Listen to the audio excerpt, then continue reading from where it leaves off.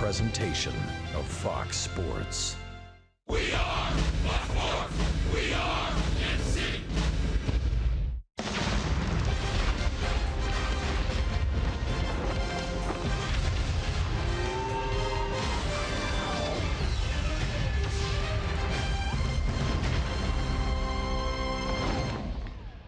Royals baseball from Kansas City, where the animals were lined up in pairs. They were ready to board the ark, and it has stopped raining. And we should play without interruption tonight with the Royals and the White Sox. Hi, everyone. Welcome back to the ballpark with Rex Hudler. I'm Ryan Lefevre, and Joel Goldberg is coming up. By the way, tonight was supposed to be the night of the Royals Charities broadcast auction, and with the uncertain weather, it has been moved to May 17th. That's a game against the Yankees. All right, back to tonight. Nate Carnes will make his 5th start. He's had 2 good ones, 2 rough ones. What have you seen? Well, I've seen a really good curveball out of him, and that's what we're going to feature here early. We're going to show you. It's a beauty. It's as good as any curve we've seen from any pitcher so far this season. You can see over his career, he's had a 194 opponent average, but this year, not far off of that. It's been a beauty. It's a 12-6 hammer. It's a pitch he'll use when runners are in scoring position to get guys out.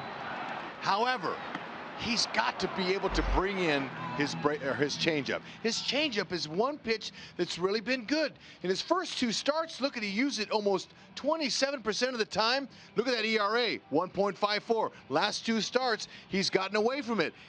Dave Island and him worked on this all spring. They've got that pitch down, but he's got to bring that back in. He needs that 3rd pitch to really keep him off balance. After being shut out last night, when we come back, we'll talk about a pitcher the Royals have had a lot of success with.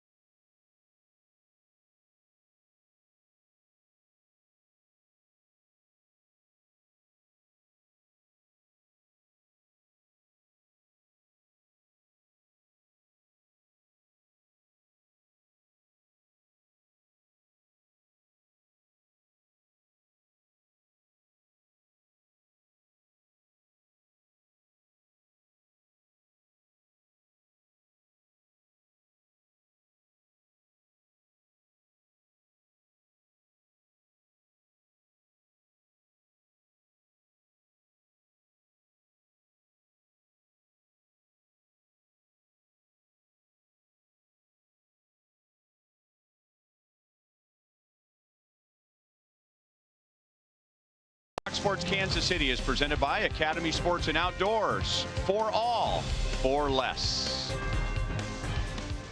Well, when you face a pitcher, you hope you got 2 or 3 guys in the lineup that have had past success against that guy. Mike Pelfrey pitches for the White Sox tonight, and more than half the lineup has big numbers against him. That's nice, and that's going to help them in the confidence department. Going up there saying, I've got this guy. That's what you want. And you're going to look at some of these numbers here from Lorenzo Cain, Haas, Moose, Escobar, Gordon, all the guys that are in there. They've had a lot of production, but in order to be successful, they got to continue to use the opposite field. Quit trying to pull him, and if you do that, you're going to fall right into his trap.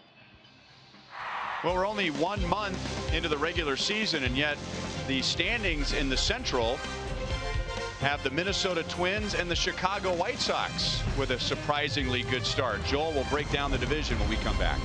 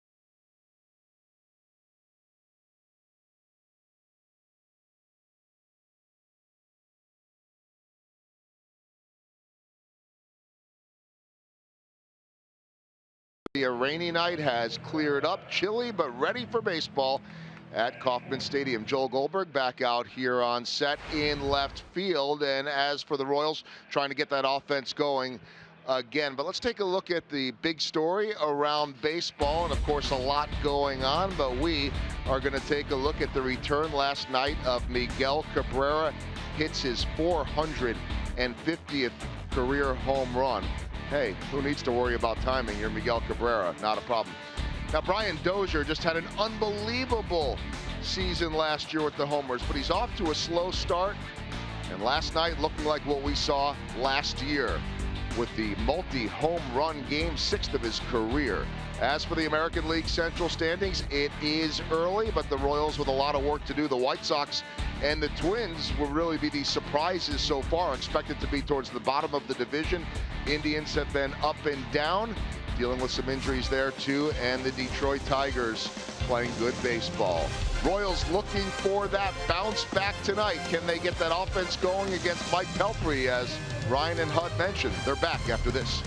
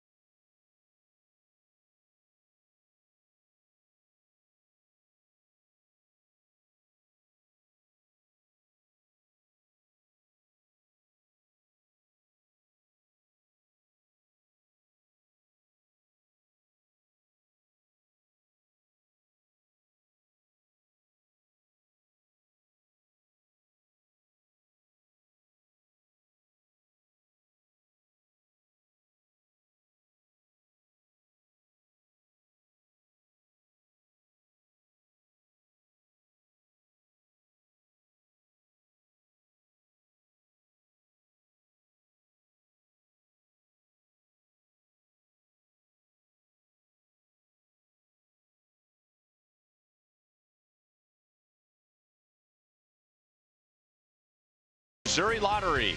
Every ticket played gives back to Missouri schools. So play it forward with the Missouri Lottery. By Menards, save big money at Menards on all your home improvement needs. And by Ford, going further so you can. Behind the pitching of lefty Jason Vargas, the Royals took game 1. Behind the pitching of lefty Jose Quintana, the White Sox took game 2. 2 righties tonight. The first pitch is coming up next.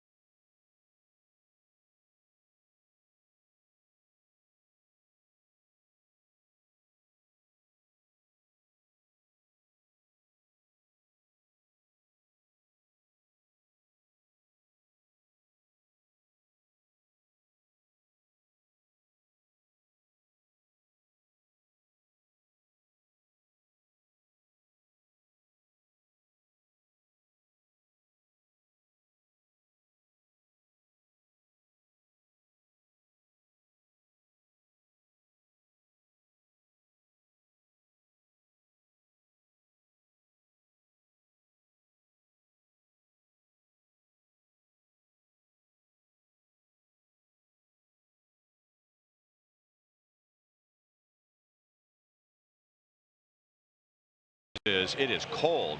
It says 51 degrees, but the wind is blowing in out of the north, so a significant wind chill tonight. It should be a good night to pitch. Chicago White Sox over the last week and a half have been averaging about 6 runs per game. That's exactly what they scored last night to even the series with a 6-0 victory. Cody Ashe, the former Nebraska Cornhusker, will be the designated hitter, and he will bat 9th. All to face Nate Carnes. Hey, if Nate is great, he can shut them down and get his first win in a Royals uniform. But in order for him to do that, he's going to have to bring in that changeup a lot more. We talked about it in the open. All 3 pitches, mix him. Loves his fastball curveball combo, but keep that ball down. Use the defense. Big guy, 6'3", 225. Dave Island would like to see him downhill angle. Now this is what he used against the White Sox on the 26th. White Sox got 7 hits, 4 runs off him. Out to left field where Alex is waiting and makes the play. Our forward around the horn defense. Outfielders don't hit it there and expect to score. 5 outfield assists, tied for second in the AL. They got arms. Believe it. Whitley in there at second base.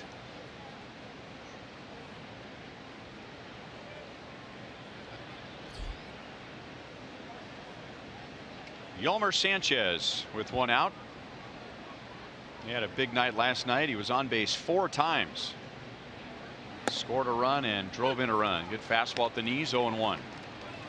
That's what you want to do. It's just his 3rd pitch. He's already got an out. Just make him swing the bat, throw strikes.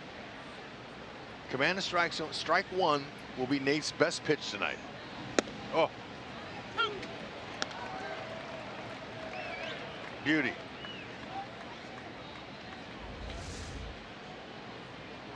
Yeah, now that's a guy up there, Sanchez. He just wants to take a look at that. He wasn't trying to swing at it. And now, too late.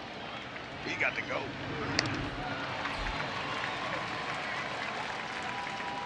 So 5 pitches, 2 down as Carnes gets his first strikeout. All 5 of his strikeouts against the White Sox on Wednesday came on curveballs. Perfect location. Look at Salvi. Okay, Salvi did not want to catch that ball. He wanted to do exactly like he did. Just keeps his glove open and pushes the ball in front. And he tells me he does that because he's better and quicker picking it up off the ground and throwing him out. Then pulling it out of his glove. That's what he told me. Ball one to Melky Cabrera. Well, I guess if you really think about it, if he's taking the ball out of his glove, he's just kind of feeling for it. But when it's on the ground, he can see the ball and maybe get the grip that he wants. Like a cat. Cat-like quickness. Ooh.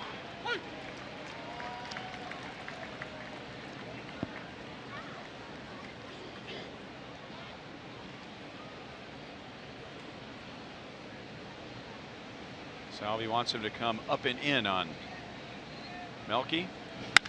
Up and out over the plate, and that's drilled to the gap in left center field. Alex cuts it off, and Cabrera holds with a 2-out single.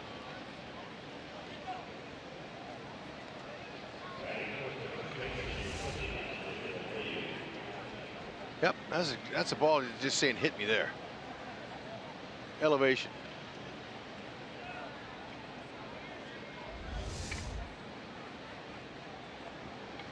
Melky Cabrera just loves Eric Hosmer, doesn't he? Get in line. Who doesn't love him? When is he not either hugging Hosmer or have his arm around Hosmer when he reaches first base? I don't know, but stop showing it. Oh, Uncle. We got to get to the bottom of that. What the heck? Where's Joel? I asked him once a couple years ago. I said, you hug everybody? He kind of looked at me funny, and probably looked at me. I don't know him. He looked at me as a probing reporter.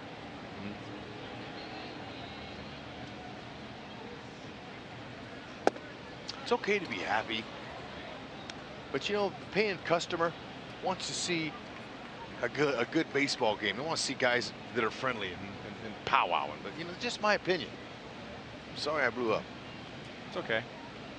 Do you feel better now? I do. Feel a lot better with a little pop up here. 2-0 with this guy. He's dangerous. Changeup. That's a pitch we were talking about, and that was a really good one to Abreu. Yeah, I don't know why he's lost confidence in it, but that's going to be a money pitch for him. Dave Island, look at the movement. Dave Island worked with him this spring to get confidence in that, and then he's kind of shelved it in the last couple of starts. He's going to get Uncle Charlie.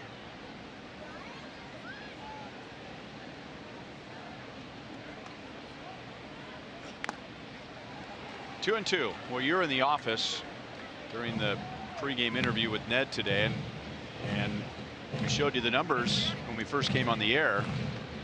That when Carnes has thrown his changeup a lot this year, he's been a lot more successful as opposed to the starts where he hasn't used it that much. And I point blank asked Ned, is that a coincidence? Does he need to throw that pitch more often? First 2 starts about 27% low ERA, last 2 14% high ERA, and Ned said, well, it depends on the scouting report, and it also depends on how he feels about that changeup in the early innings. I understand. It's a field pitch, and it's got to be a thing that he's confident in doing. You have to be convicted in order to be successful out there with that particular pitch, what's working that night. All we can do is show you the numbers and then watch him. And Dave Island probably showed him the numbers and said, let's try to get back to that changeup. Good time to throw it right here. 3-2 count. A hitter is very hitterish, especially this guy. He's going to want to try to hit a gap somewhere. Outfield playing deep. To Hosmer, who caught it like a hockey goalie. Nice glove save over at first. And the White Sox are down in the top of the first inning. Merrifield, Moustakas, Kane coming up.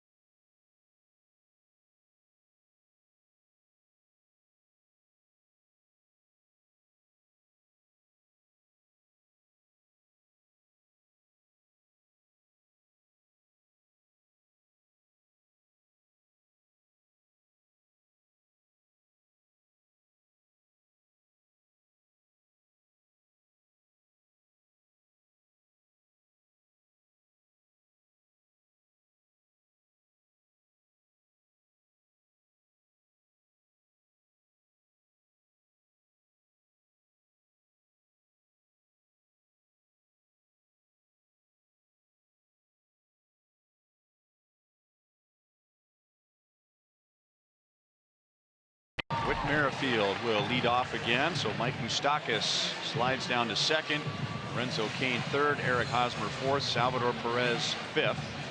Brandon Moss will bat eighth as the designated hitter against a big man, Mike Pelfrey, 6'7", 240 pounds, making his third start for the White Sox. Throws a strike to Whit Merrifield. He was signed to a minor league contract after being released by Detroit at the end of spring training. Big guy, likes to keep the ball down, but he's a fastball split finger master, and those two pitches alone can drive you crazy. A little curve, a little slider. Whitley took a nice rip there. Like that. Be ready. Pelfrey, he's a veteran guy. He likes to get ahead like he is right now, and then here comes the splitty.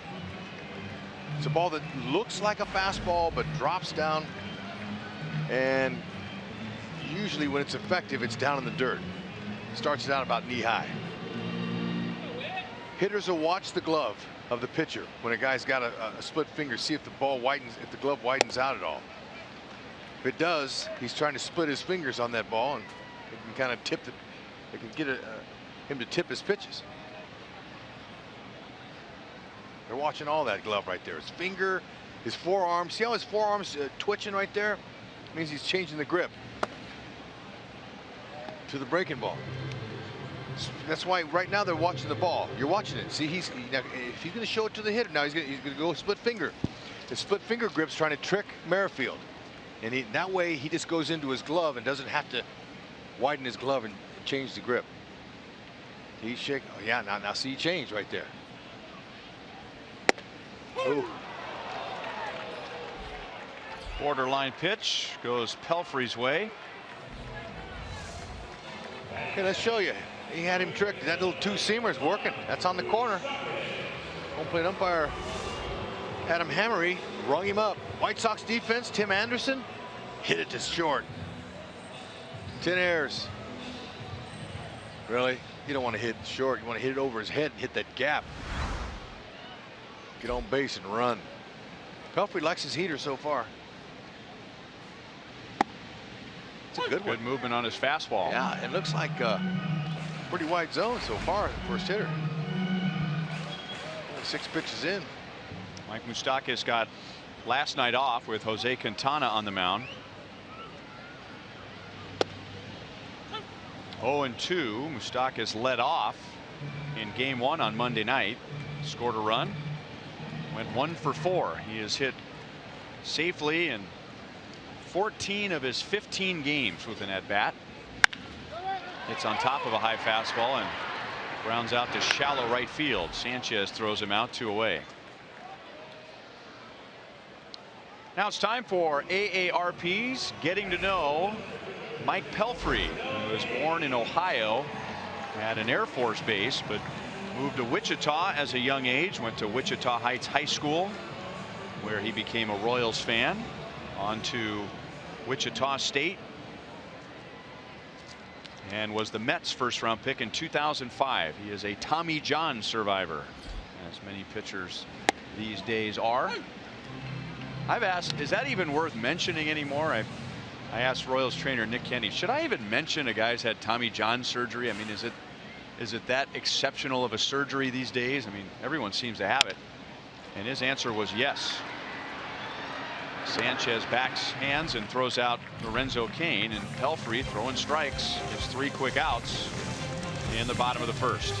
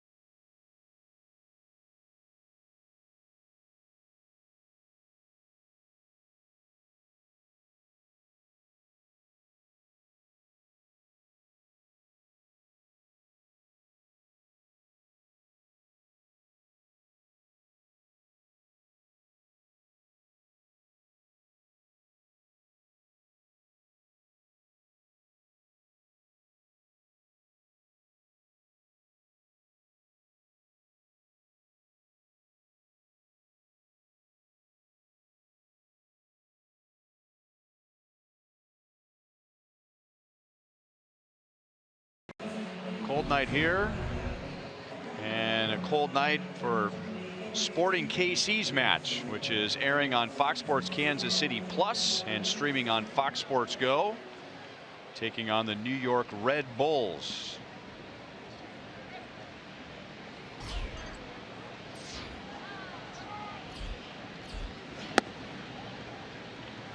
Ball one to Todd Frazier. Our Kia in the driver's seat. We're going to highlight a hot sock. Todd Frazier. He got a 9-gamer working. 9 runs. He's been on base.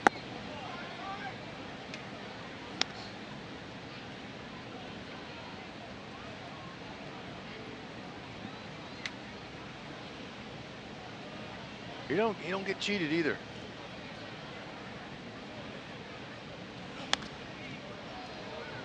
Two balls, one strike.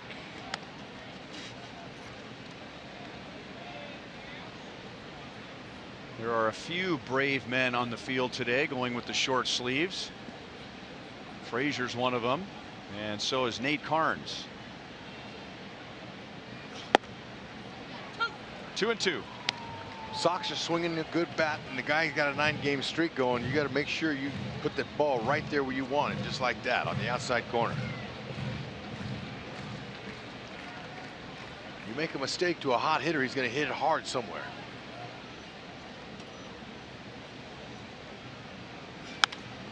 Had him reaching at a curve. Bonifacio comes up from right field. One away.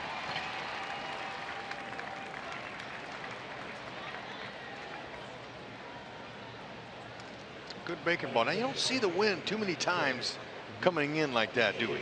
Yeah, that would be the east, northeast. That's a little bit strange, and that'll hold the ball in too on a pop-up, and Bonifacio had to come in pretty hard to catch that little doinker.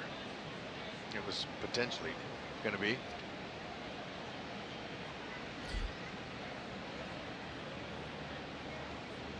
Avisail Garcia with one out.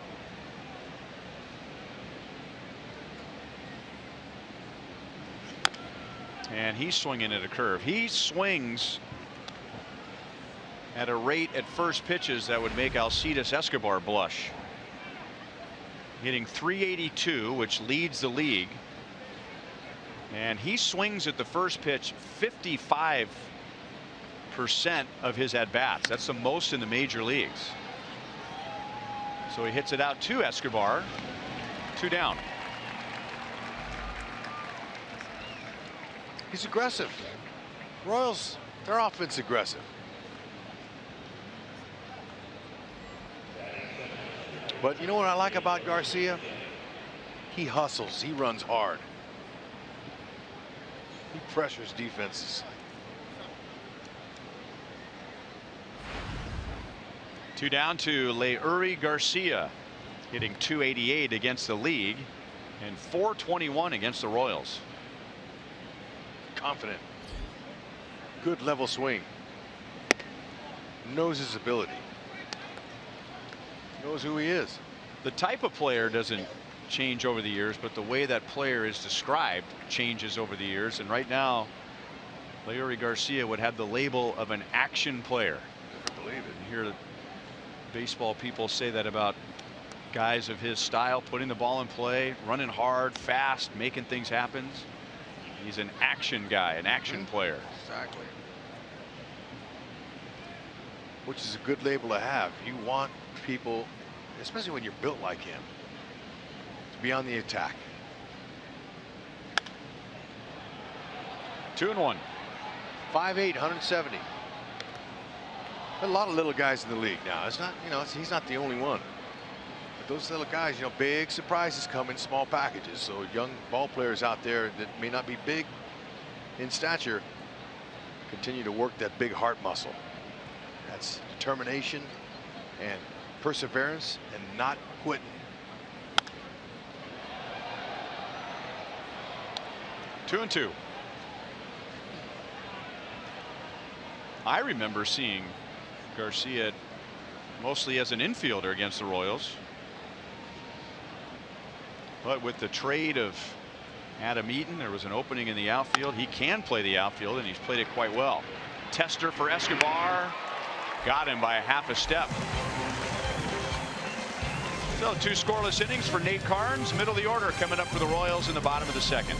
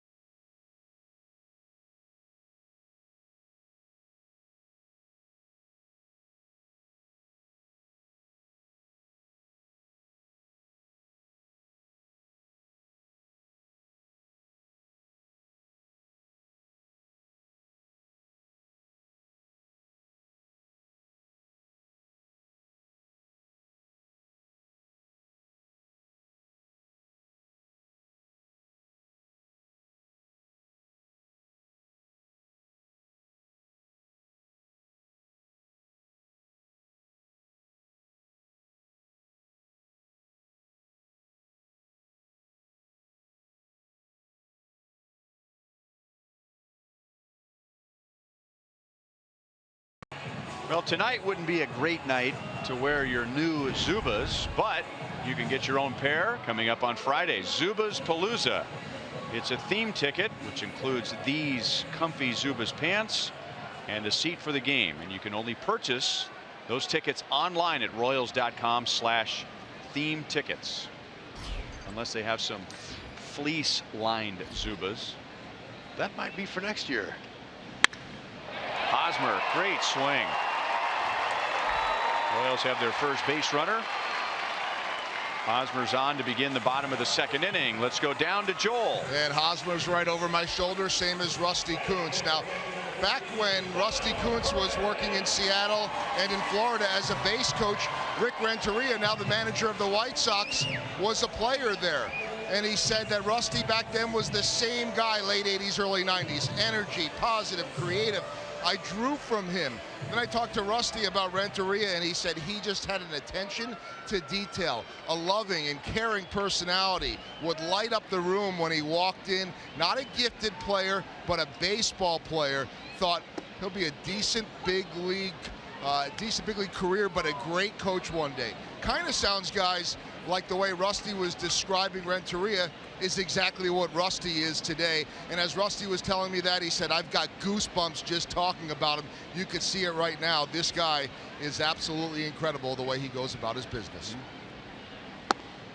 He was one of those guys that had interviewed quite a bit for big league jobs, long-time major league coach, and got a great opportunity to manage a young Cubs team, and then the Cubs let him go after 1 year. He was still under contract when Joe Madden became available. Yep.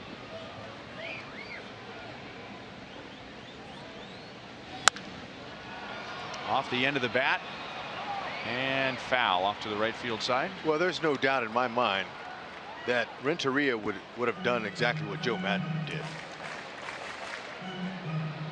You know, you're only as good as your players. If you got talented players, you're going to win.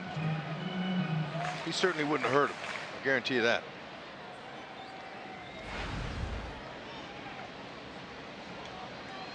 But, you know, ownership can do what they want. They can hire who they want in there.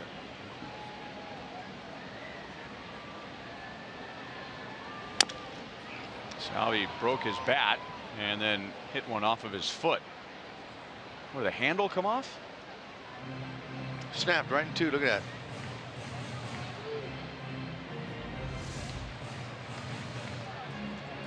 Oh man, yeah, you hit the ball down there on the pine tar, and then across your back like that, just snapped it in two. I was always told great sinkers are fouled down by a hitter's feet. Good sinkers result in double plays. And Mike Pelfrey, if you go back to 2015, has the most double plays in the major leagues. Academy Sports and Outdoors leaderboard, sharing that distinction with Carlos Martinez and Martin Perez. Try to keep the ball away from Salvi. That drifted back in.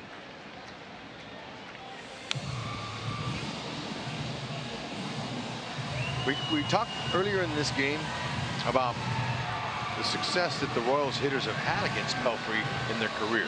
And we showed you some highlights in Joel's pregame show, and also early on.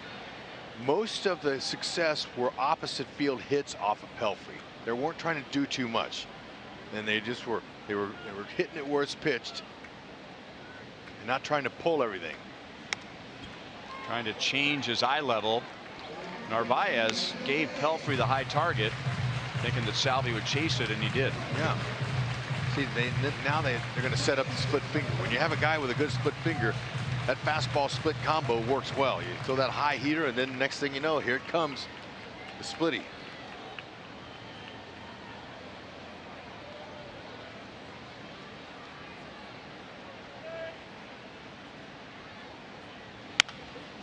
Pulled on the ground to third. Frazier to second one. And the White Sox, a much improved defensive team, turn a 5-4-3 double play. So 55 ground ball double plays for Pelfrey going back to the beginning of 2015. Well, that's exactly what we were talking about here. You know, you were setting it up with that double play, but it's the fastball breaking ball combination that's going to get it. Now split finger, curve, slider. But Salvi's out front. You try to pull him. Lots of times you hit on the ground.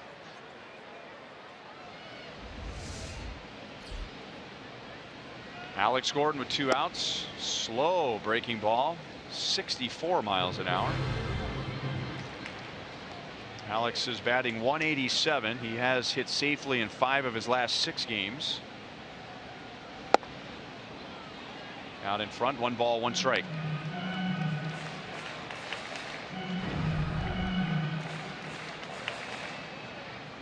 Six Royals in the lineup tonight have good career numbers against Pelfrey.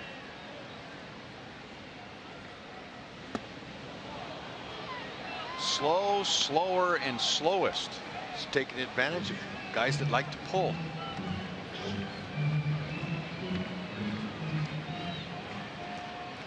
That's why you got to sit back and just use that left side. Now Alex is holding his hands a little bit lower than normal.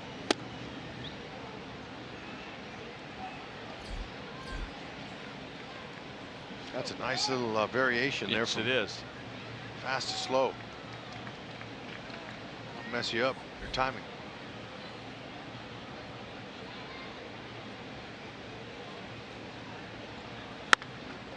Off the end of the bat and right to Sanchez. The Royals get a leadoff single, but with the double play, Pelfrey faces only 3 Royals in the second.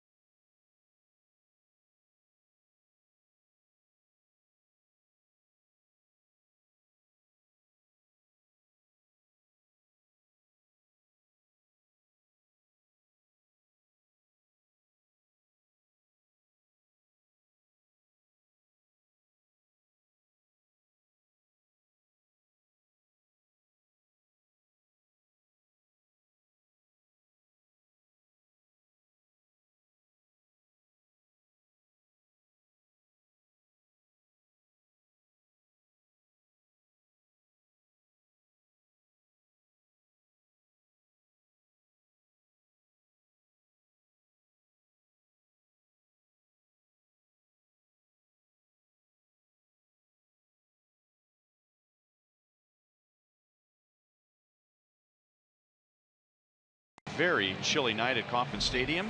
Nate Carnes back to work. And we look at our Toyota League leaders. Two pitching staffs who for the most part have gotten off to a good start. Most games in the major leagues allowing 2 runs or fewer, and the Royals and White Sox are tied at 11 apiece, and that is factored into this series. The Royals took game 1 allowing 1 run, and the White Sox took game 2 allowing no runs last night.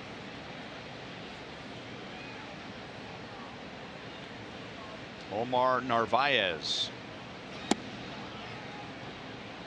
1-1. It's Jose Quintana, who turned in 8 scoreless innings on just 4 hits. Got into some pitch count issues in the bottom of the 8th inning. Otherwise, he would have had a shot at closing the game out. Pretty impressive. I mean, in that 8th inning, wasn't he sprinting out on the field? Was out there before our guys even came off the field. You could tell, that's body language confidence there. He had 2 pitches that were really working. Fastball, curve. Little pop up, and Moustakas makes a play in foul territory. 1 down.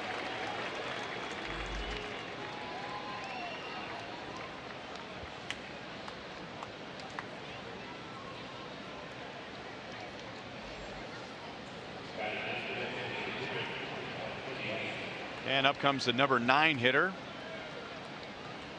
Cody Ashe. Born in Missouri, in St. Charles, and then on to the University of Nebraska. I wonder if he played for one of my favorite all-time players, Darren Erstad. How long's Ersty been there? About 5 years, 6 years now? Well, Ashe was taken in 2011. When did he take over? Maybe 2012? 2013? Yeah, I'm thinking that's pretty close.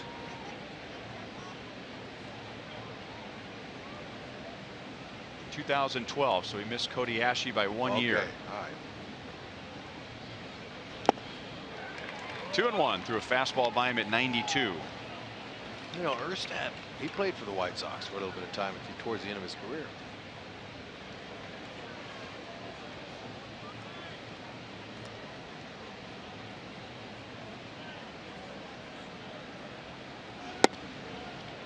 Strike. It's hard to bring up Erstad's name and not talk about Alex Gordon. Both very similar type players, left-handed hitters, and were human darts when it came to crashing into walls. Aggressive, hard players, guys that just make the play at any cost. Both intensely serious when they're on the field. Oh, I'm telling you. Alex is looser now than he was 5 years ago. Always very polite before the game, but at the same time focused. And I remember trying to talk to Darren Erstad before games. Very polite, but it was very clear that he had a job to get ready for that night. So it was going to be a very short conversation. He went around, and now Ashe has struck out at least once in all 13 of his starts this year. Second strikeout for Nate Carnes. It's that curve, and it's a beauty, and he's going to use it, but we'll have to keep track of how many changeups he's using. But so far, that's his favorite pitch.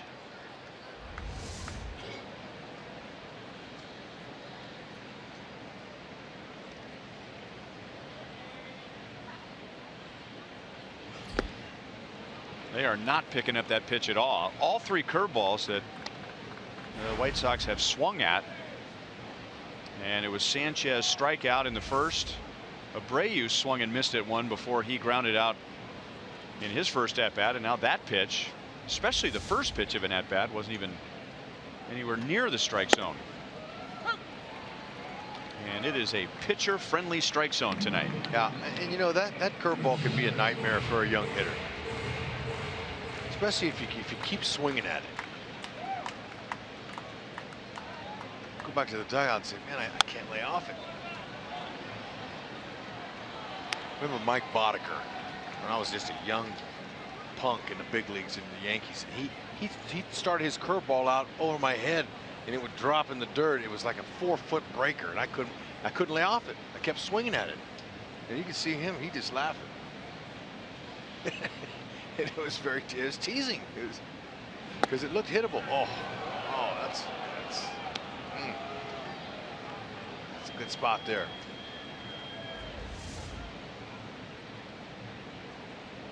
Some way to nibble. Easy to nibble a little bit.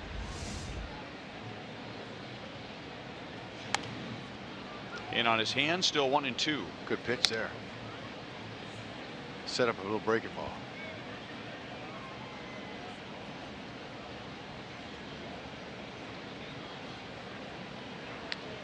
Carnes has thrown 9 changeups already. When he faced the White Sox on Wednesday, he threw 11 over 6 innings. So more of an emphasis on that pitch tonight. Sometimes in a cool weather, that ball is hard and slick. It may not be as easy to get a good breaking ball, but it doesn't look like it's affected Carnes any.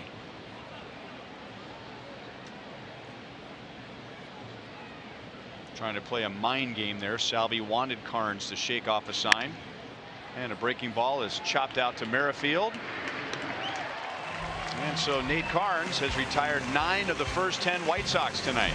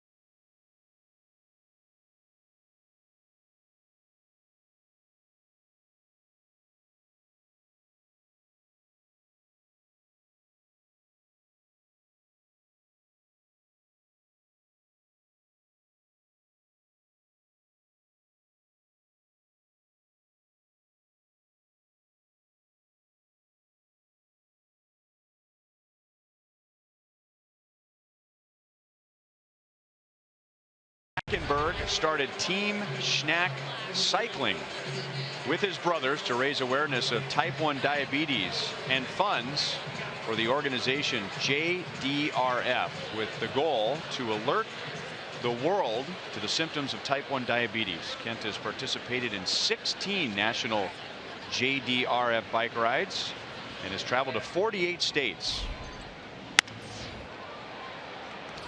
Caught by Sanchez on a soft liner from Bonifacio. So Ken has traveled to 48 states, speaking to schools, service clubs, and families. And Team Schnack has raised and donated over $250,000 to JDRF for research, sitting in the Buck O'Neil Legacy seat. Oh, way to go, Kent. And, kindly sent up a T-shirt, one of the cycling shirts, glasses, and a card with the symptoms of type 1 diabetes, which is interesting.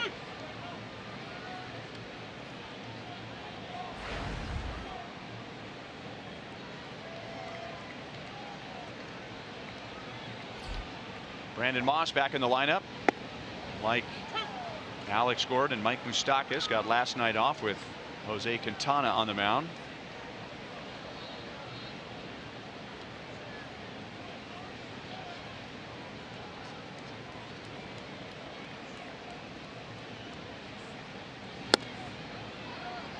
One and two.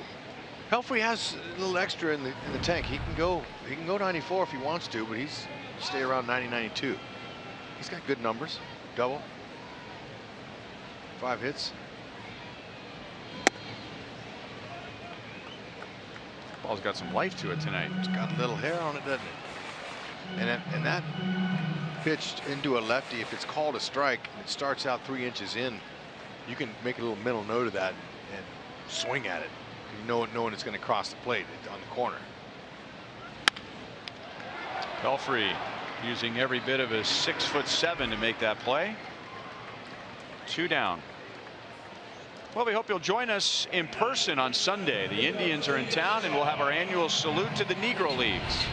And the first 15,000 fans through the gates receive a Monarchs jersey presented by Fox Sports Kansas City. Make sure to come to the K wearing your Sunday best to honor the tradition of attending Negro Leagues games dressed to the nines. Royals.com/NLBM for tickets.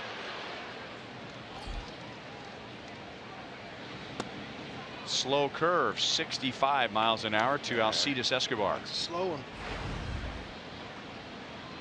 I don't think you want that one. You're not going to go up there and look for that. You're going to look for a heater, fastball.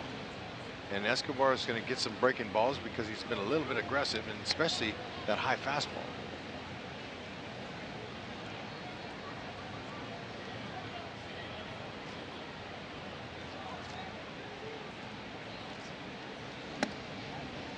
Three and 0.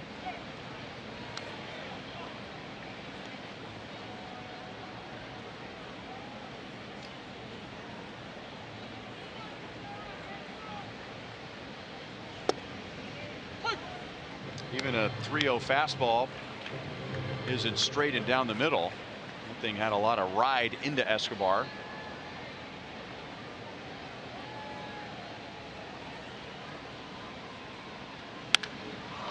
Hit well into left center field. On a cold night, it will not carry, and Cabrera catches up to it. And that puts an end to the bottom of the third. Both teams no runs, 1 hit through the first 3 innings.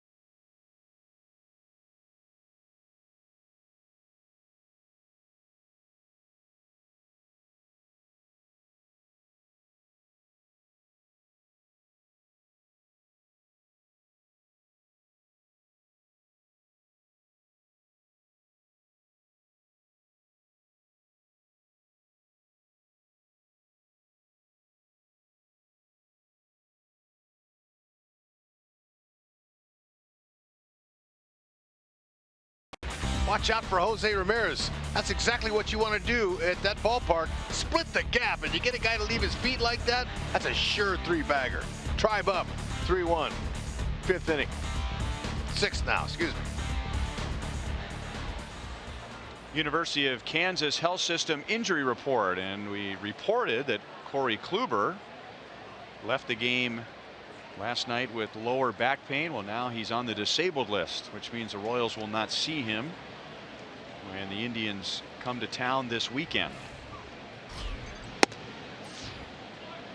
Good start for Nate Carnes. He has allowed 1 single in his first 3 innings. He'll face Sanchez, Cabrera, and Abreu in the fourth.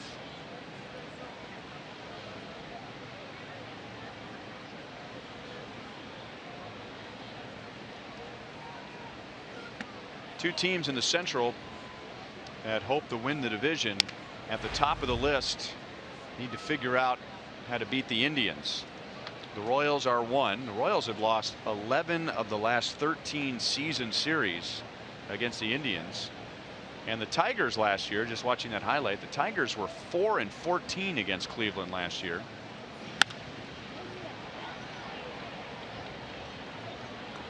Alex brings it down in left field. Sanchez is 0 for 2. And Detroit's off to a good start to reverse that trend this year. They are 4-1 against the Indians. So everyone above 500 except for the Royals, and Chicago leading the way in first place at 14-11.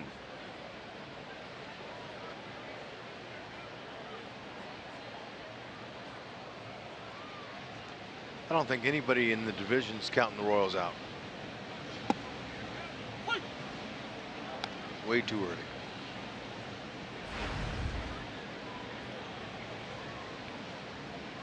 Melky Cabrera has the only White Sox hit. He singled to left field in the first inning.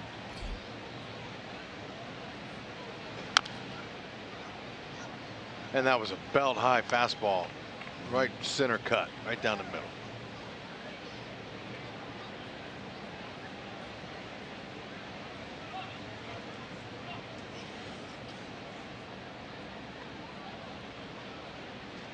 Here comes a changeup. Look out. And with the new netting above the dugouts, no harm with that low line drive headed to the seats. And a line drive like that, even Cabrera, he's played long enough to know that that's a dangerous foul ball. But thanks to the netting, that ball did not go into the seats. It's perfect. Another changeup, 1-2. Got to protect one of the most important commodities of the game, and that's the fans. Feel comfortable sitting in those front rows back there, and you can be on your phone, you know, you can be doing your thing and don't have to worry about watching every pitch.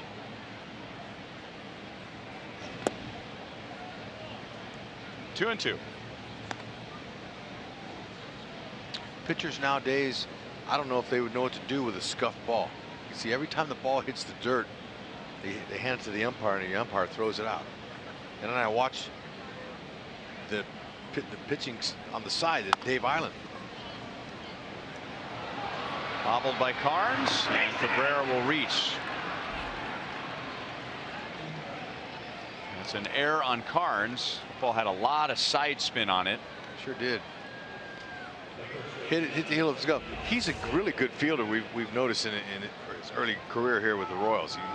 That ball has to bounce on it, bounce. You're almost better off putting that in your pocket. But he thought he could get him.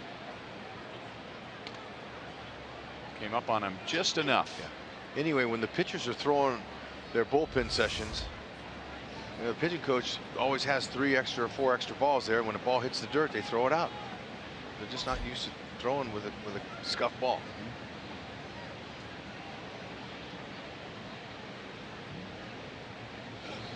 Abreu, another bad swing at a breaking ball. And explain what a scuff ball is and what a pitcher can do with a scuff ball, because there's a reason why they throw those balls out. Right. Did you see that? That last one.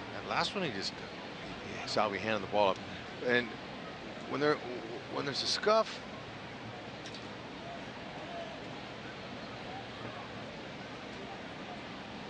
first the 1-strike pitch to Abreu.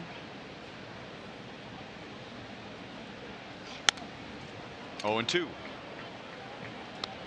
Okay, you scuff. There's a scuff on this side of the ball right there. Okay, From going in the dirt. Right, it goes in the dirt. You hold it on the other side and you throw it, and it'll catch the wind pocket, and it'll have some sink. It goes down. And to a pitcher who makes a living throwing that baseball, he knows exactly how to hold it. Now, being an infielder myself, an outfielder, I didn't really care. I just grab it and throw it. He can make it dance, just like that one there. Kept it down. No double play, but the Royals get the lead runner, Cabrera, 2 down. Wasn't hit hard enough. So a ball in the dirt, that nice smooth surface on a baseball gets roughed up. That's where they call it a scuff. Call it a scuff, but it's basically a roughed up section of the baseball, and a skilled pitcher knows how to use that to get extra movement. And you know, there's eyelets in the heel of the glove that they put the leather, the stitching in, and sometimes a pitcher will cut the ball as he looks like he's rubbing the ball up in his glove, put like a little thumbtack inside of his or glove, something, put a little cut on it. And that's where, you know, cheating comes into the game. And back in the day, they used to do it a lot more, and they got away with it. But nowadays, they're watching. Now those balls are going to the authenticator. Every ball that comes off the field, I believe, goes to the authenticator. That'll keep away from people pirating or whatever they call that. What do they call that? Pittsburgh? No. No. I didn't know that. Well, what's the word I'm looking for, Holtzy? Forging. Yeah. You know, trying to trick somebody. Oh, this was the ball he hit. If there's not a stamp on it. Because you're right. I would not want a forged breaking ball in the dirt to Todd Frazier from the May 3rd game. I want the real one. With the scuff on it. Right. You gotta have a play here, Hud. Oh my gosh. Bouncing up. Nope. Too bad. Man, that was coming in. There are stories of catchers. One of the buckles on their gear might be sharp, and when they receive the ball, receive the pitch back in the day, would just very subtly scrape the ball up against the gear to create a scuff.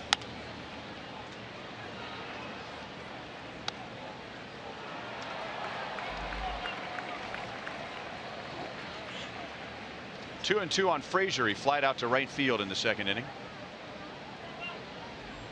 We got a ball that came up the other day. This isn't exactly a scuff. That's a rupture. Okay.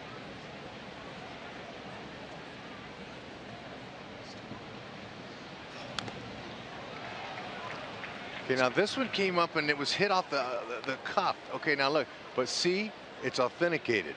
That's what they put on. That's what that guy puts on there. A little sticker right there. And that's Holtzy's. That's his souvenir ball. There you go. There are the stickers. Now, if I wanted to buy that foul ball that was just hit by Frazier, how would I get a hold of that foul ball? You might could go down to the Royals authenticated shop or authenticator. What do they call that one? I don't know what you're talking about. They have a store. The team store? There's a team store there. You can get stuff like that, and I encourage you to do it. It's game used. Thank goodness this inning's over. And there's no forgery or pirates.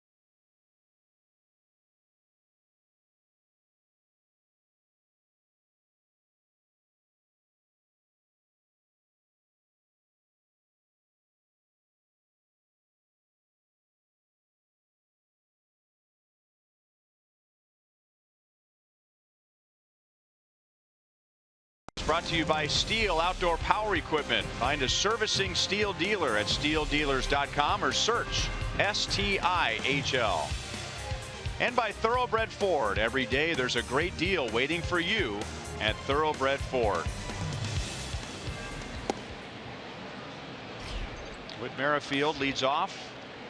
No score. Bottom of the 4th inning. Each team has 1 hit.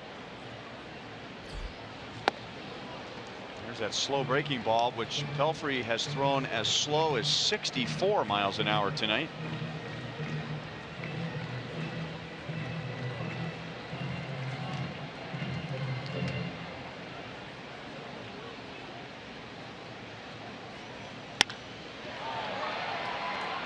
Melky Cabrera coming up tentatively in left field, worried about the lights, and makes a play on Whit. 1 down. Mike Pelfrey, the subject of our sprint trivia question, sort of. Which 2 of the players on this list are the only 2 to play for 4 of the 5 AL Central teams? Pelfrey has now played for 3. So on that list, 2 players have played on 4 of the 5 AL Central teams. Well, you know, they're getting trickier and trickier every night. And the other night, we had multiple choice and we didn't get it. Now they're staying with it. They enjoy beating us. Now, at some point, or since it's been the AL Central? All right, since it's been the AL Central. Back our way and below. Are we going to get a bounce? Nope. Yes, we are. Oh, did he? Oh, he's got the window closed. Would have been right into the radio booth, but the windows are closed. Really?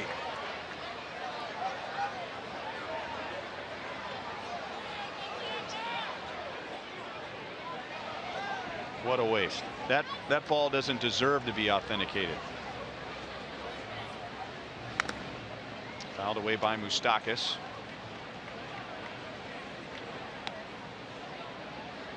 I'm going to make a call right away. Jamie Carroll, Jason Nix. Hey, those were my 2 I wanted to pick, but you know what? I think then I'll go with Wilson Betemit. Still 1 and 2 on Moustakas.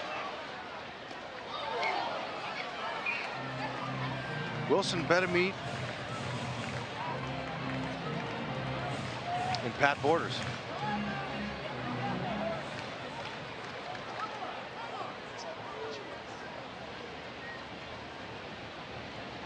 Moustakas grounded out to second first time. And he's giving away souvenirs. Now, the souvenir baseballs will not be authenticated. No. With no sticker on them. You'll just have to tell your buddy and he'll have to believe you. You got a foul ball.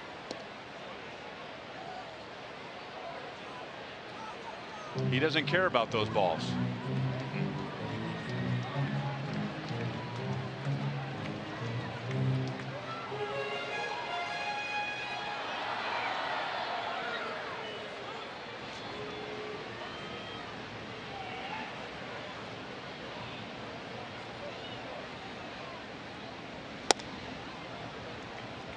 Two and 2 on Moustakas. Eric Hosmer singled, leading off the bottom of the 2nd. That's the only Royals base runner. Melky Cabrera singled in the 1st and then reached on an error in the 4th, and those are the only 2 White Sox base runners.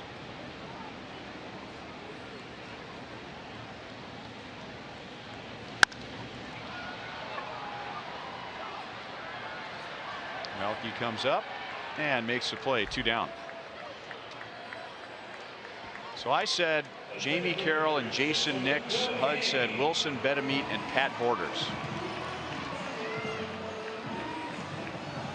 And the winner is? You got one of them right, huh? Larry Cassian. I'm not familiar with his name.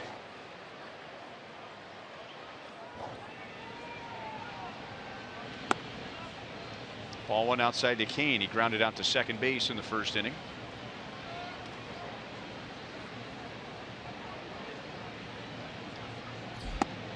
What was the first year of realignment? 1994? 1994.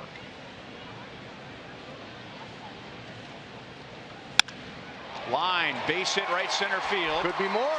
Garcia, Avisale, the right fielder that is, plays a shallow right, but Leury Garcia comes over from center and cuts it off. And Kane holds with a 2-out single. Okay, I thought it was hit hard enough it's going to split the gap, but you know, it's cold weather and it was hit low, so it really hugged that grass. But look at him going to the opposite field. That he recognized it was a pitch up, and then he's going to hit behind the ball and reach out and slap it out there in that gap. It can only get one, but that's okay. That's a start with 2 outs.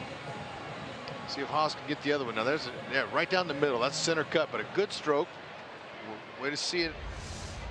And opposite field swinging is the way to get Pelfrey. Hosmer had a nice opposite field single back in his first time up in the second inning. Yeah, he's really getting back on track. He has a 7-game hitting streak with that single in the second inning.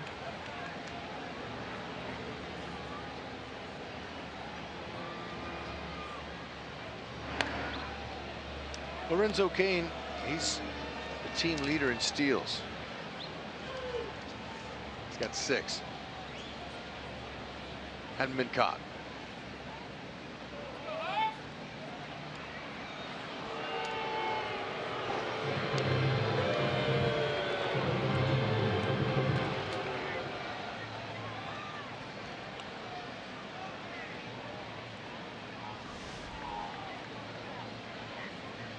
Okay, now it's the 9.2 and the 22.4. Eric will tell you when he's at his best, when he's wearing out those two areas. Okay. Center field, left center. 1 ball and no strikes. He has added 49 points to his batting average the last 9 games.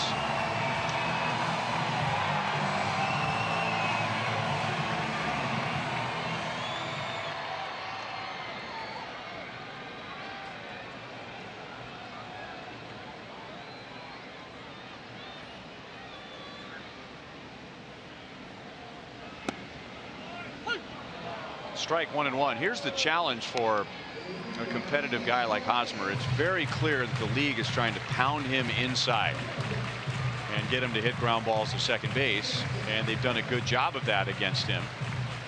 So the challenge is, does Hosmer think to himself, I got to figure out a way to hit that ball, or do I have to figure out a way to lay off that pitch? I'm going to say lay off, get some walks, see more pitches. Ooh, Kane was leaning the wrong way, and Abreu thankfully did not attempt to tag. He just kind of received the pickoff from a Pelfrey, and that was it. Very late getting his glove over there. He was. Now if Lorenzo can pick a curveball to go on, he's got a chance to steal the base.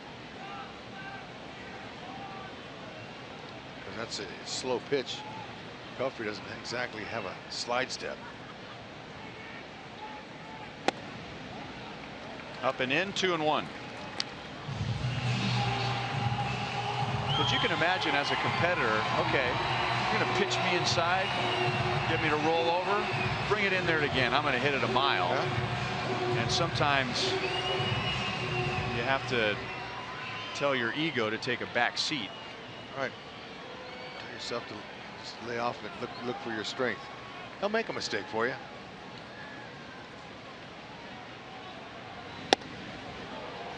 Three and 1. Salvador Perez is next.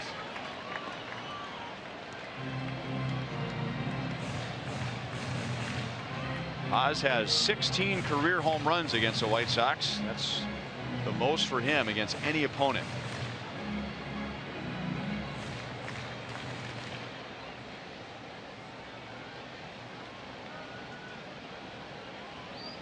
Salvi's on deck. Don't have to do it all. If it's not your pitch, let it go. Kane runs and it's inside. Great try. I mean, that's a good practice right there. Yeah, no stolen base. It was ball 4. Good practice. Good jump. Had the bag. But ball 4. Good job by Hosey. Laid off at the inside pitch. It wasn't even close. Yeah, those are very unselfish at bat. There's at least 2 pitches in that sequence of pitches right there that a couple weeks ago he's swinging at. That's right. And you know, the last runs the Royals have scored were with 2 outs. So maybe this is a good opportunity here. Salvi grounded into a 5-4-3 double play in the 2nd inning. With 2 outs, Kane singled, Hosmer walks. Abreu, the first baseman, he's way off the bag. Haas can get a good lead with a gapper. He'll score him. Both of them. Riding inside, ball 1. And now Pelfrey wants to get Salvi to swing at his pitch off the plate. Salvi's going to look for his. See what they're playing him. It's pull. Big gap right here, man. That's nice right there. Salvi, he's hit it before. He can just look out there away and react in. He'll be okay. Pelfrey backs off the rubber. 2nd baseman Sanchez was out of position as he made a move for the bag.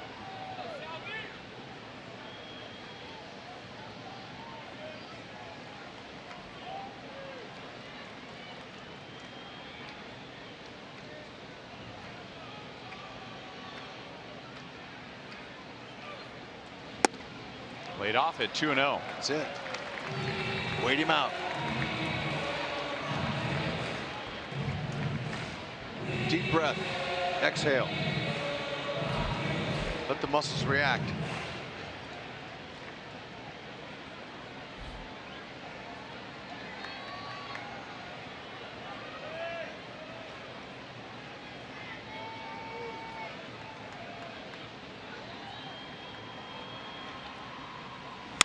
Out over the plate.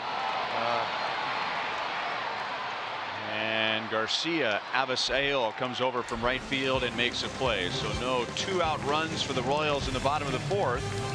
And we remain scoreless.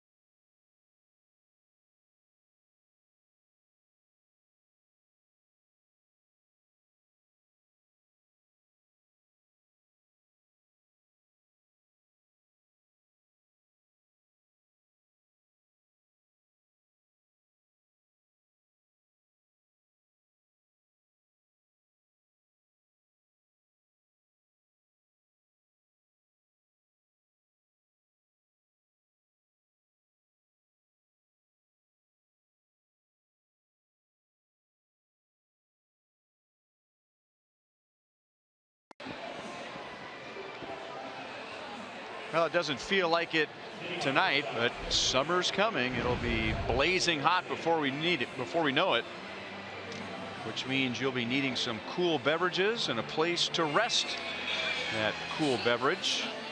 Coming up on Saturday, the first 10,000 fans through the gates receive a Royals coaster set courtesy of Price Chopper. Royals.com, an area Price Chopper, or 1-800-6-ROYALS for tickets. Nathan Carnes, so far in this game here at the K, doing a nice job. Check the movement on some of his pitches. That's a very nice changeup. There's a Breaking ball, that's a curve. Another curve there. Getting the hitters to commit and getting outs. That's all he wants.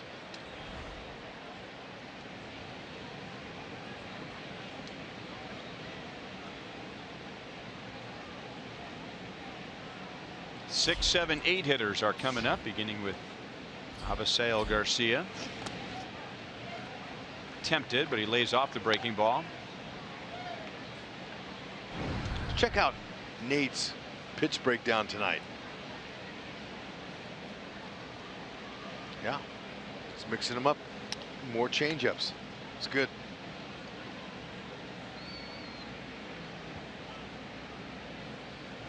That was his keys to success when in the open of our show for him to what we thought. And you know, when you look at the numbers, usually the numbers don't lie. Just threw a pretty good one right there to Garcia. And that might be a pitch that he and Salvi are saving for the third time through. He's got good command of his curveball tonight. 1 ball, 2 strikes.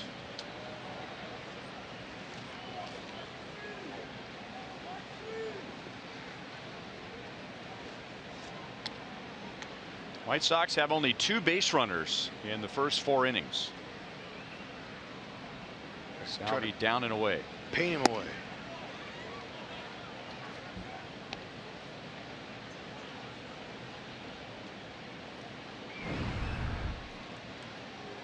Three hits, all been homers.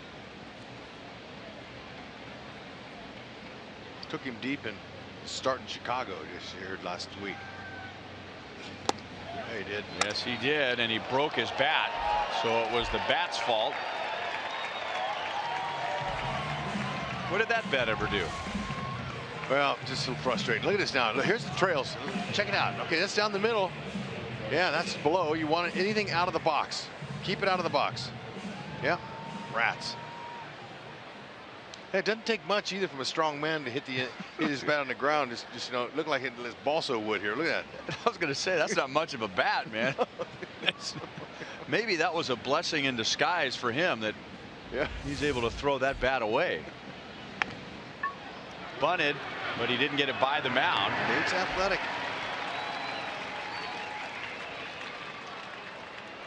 Leury Garcia is 0 for 2. Thank you. 1 pitch out. He'll take it. You know, looking at Leury, and we were talking about how, you know, 5'8". He reminds me of another White Sox player back in our day, or my day when I was playing, Craig Graybeck. Remember Craig? Yeah. 5'8", 160 pounds. Infielder. Tough kid. You know, good athlete. And he could swing, had a little pop in his bat. Played a little second, short, third.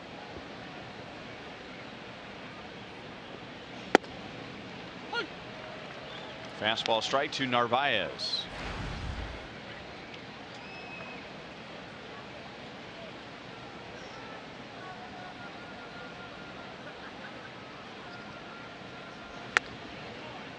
Hawk called Craig Graybeck Little Hurt because he was on the team with Big Hurt, Frank Thomas.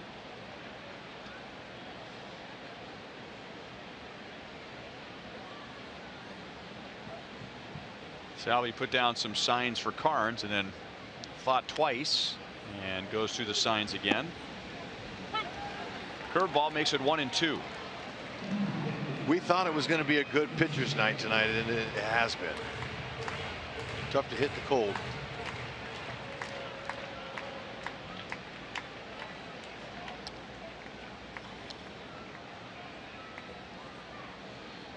Here's the changeup. Fades outside. 2 balls, 2 strikes. He has a good tempo. Throwing strikes. He and Sal on the same page. Carnes has disagreed with very few of Sal's suggestions tonight, and as a result, 5 scoreless innings.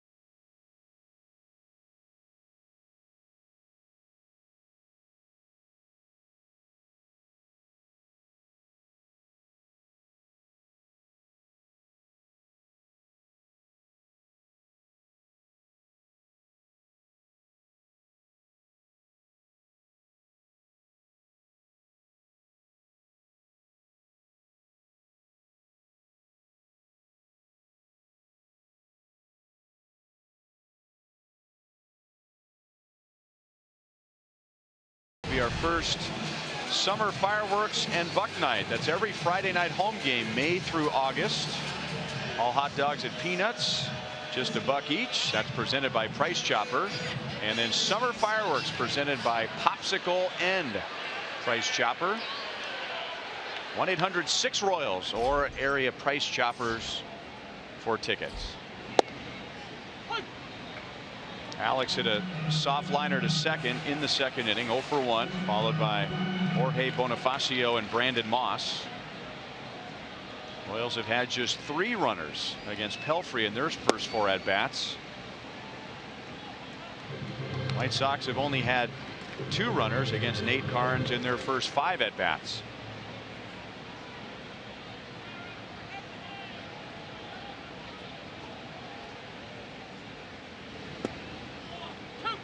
Slow breaking ball, anywhere from 64 to 69 miles an hour with that pitch tonight. Fastball has a lot of movement on it.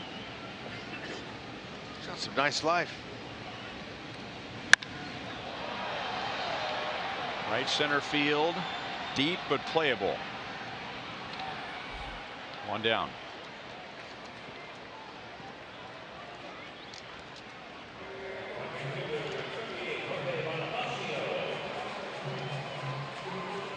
Pelfrey still appears to have good stuff. And that's a very confusing term when you're talking about a pitcher.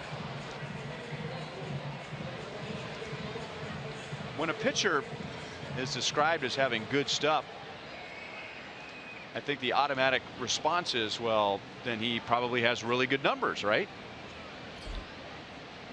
Sometimes that's true, but stuff just refers to velocity and movement. And Pelfrey has had some rough years. 5.19 ERA, 7.99, 4.26, 5.07, and 5 so far for the White Sox this year. So hardly good numbers, or at least not numbers you would think for a guy who continues to get a job. But because he has the stuff, I mean, he's made some really good pitches tonight. I guess it just comes down to the consistency of the stuff. Yeah, I would agree. And he's a veteran, and he knows how to pitch.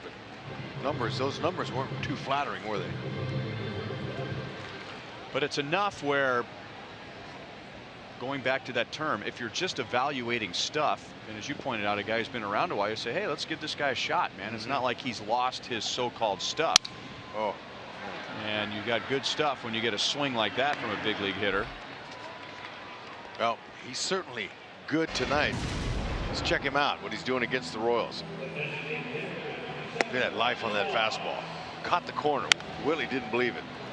He's able to hit it right where he wants it in the situation. Nice double play turn right there. It's a ground ball pitcher. And plus his pure size, 6'7", is going to give some hitters difficulty just because of that downhill plane. That's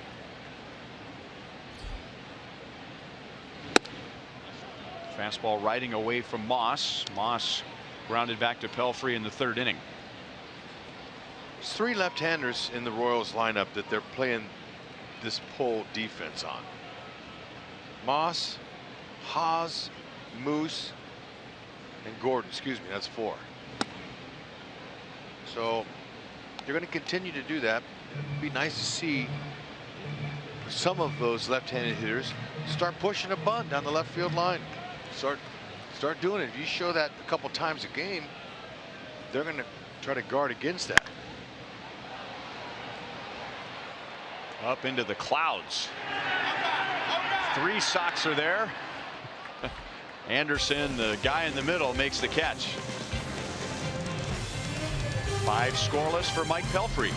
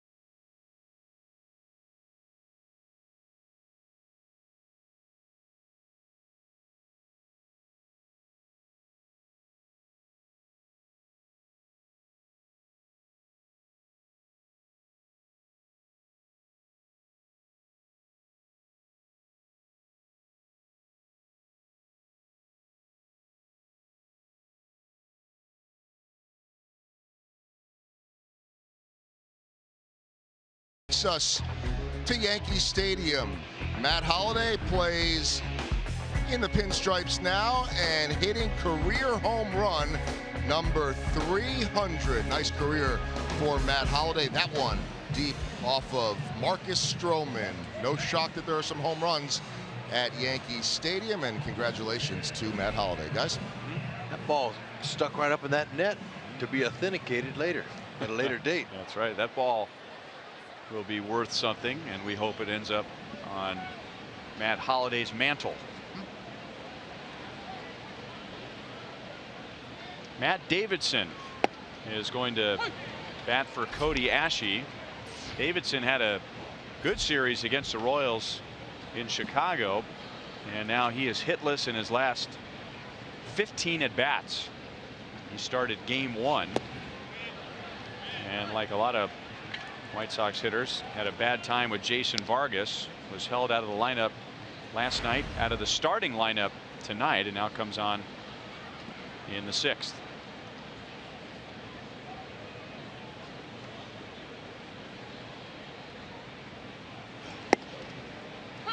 Good breaking ball, and how many times have we said that tonight? 1 and 2. And he has one that he'll throw for a strike, and that's the one about belt high. That's a good one to hit. You can see Davidson, he kind of grimaced. He was like, oh, that was the one. And he has another one that's down in the dirt like that. And he knew he was toast. You throw him back to back like that, really has an effect, especially that latter, this last pitch here. That's the one that you can't hit. They're just not picking up the spin on that pitch because, yeah, I'm with you. I mean, the pitch before looked like a hanger, but it's only a hanger if the hitter recognizes what it is. And it ended up out over the plate, but Davidson was convinced it was going to be a fastball up and in. So he's got a very good spin rate on that pitch. That's right. Or so it would appear that way. Way to get the metrics in there. Yeah. That's 2 heaters in a row. Now Anderson's going, I know he's got the hook, but I gotta be ready for the fastball, try to fight something off here.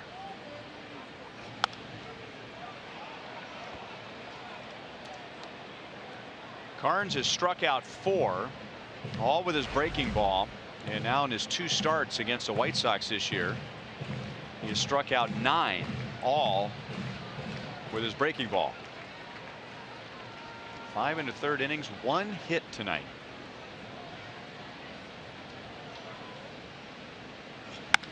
Breaking ball stayed up, but Anderson didn't have a very good swing at it.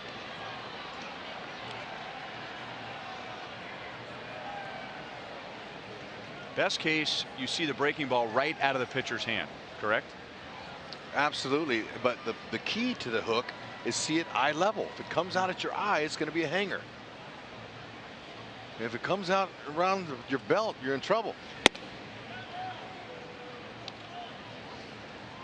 But if it's eye level and you don't recognize it's a breaking ball until about halfway, it's too late. But you have to catch yourself a click. You see it, and then you just kind of hold your hands back and take it to right. Really is the easiest way. Or that's the best way to hit it. There is no easy way to hit a breaking ball. But it's a little bit easier. You know, it's up and it's hanging. And then you can be off balance and just catch the ball right because of the spin of the curve. And if you hit the back underside, you can be off balance and hit it out of the park if you hit it just right. 5 strikeouts, all with his curveball. 2 down in the 6th. Show you a pitch sequence how he dealt on Tim Anderson. Okay, that first one heater, second 2 heaters in a row. Oh, okay, now that's how you do it. Fight it off. See, he's trying to fight it to right field. 94. So we're seeing him add and subtract from 90 to 94 miles an hour, and he got him finally to swing. Carnes is tough tonight.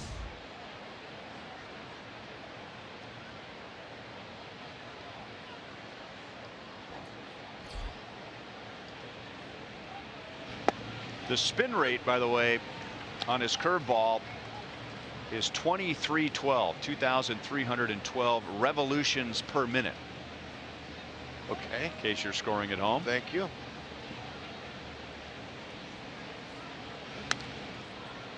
0-2 on Yolmer Sanchez.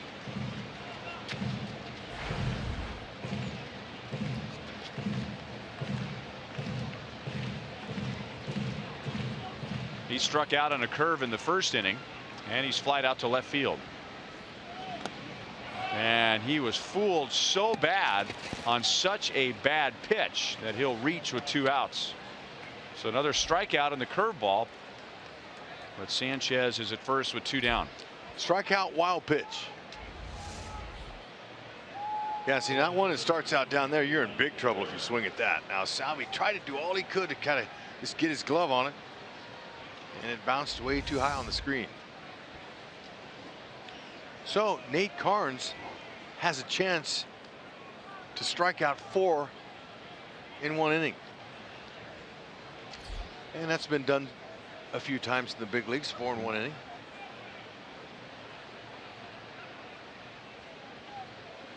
And now Sanchez got a huge jump.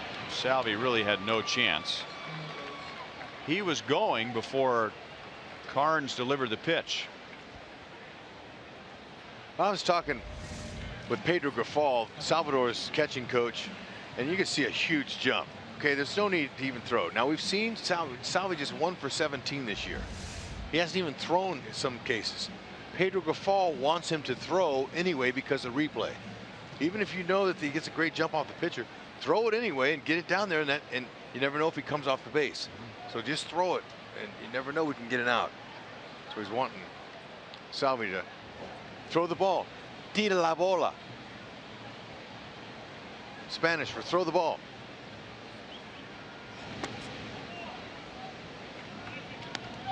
One and one on Melky, who has the only White Sox hit. That was a 2-out single in the first inning. He's also reached on an error.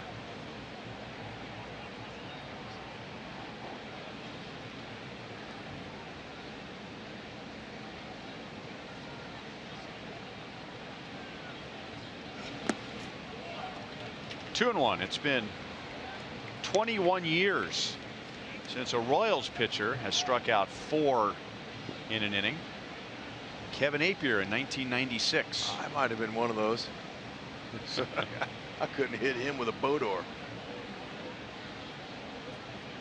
Which begs the question, what other types of oars are there? Well, you told the story the other night about a hitter taking a table leg right up to the plate against, who was it? Nolan Ryan? Norm Cash.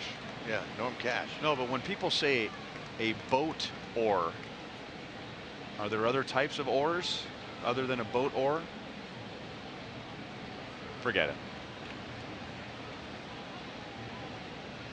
Didn't get a lot of sleep last night. It's Bobby Orr, hockey player.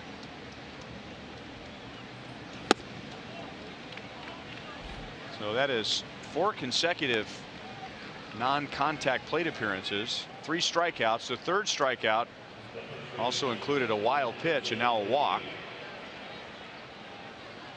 And all of a sudden, 2 on, 2 out for Abreu. First legitimate scoring opportunity for the White Sox tonight. And thanks to a strikeout, wild pitch, and a walk, which is Carnes' first, the cleanup hitter has a chance to drive in a run.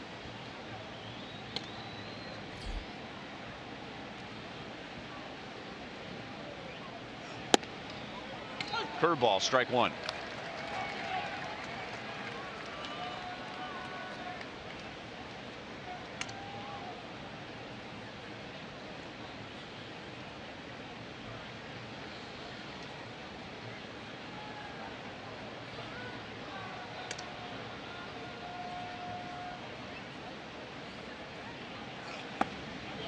Laid off the curve, 1 ball, 1 strike.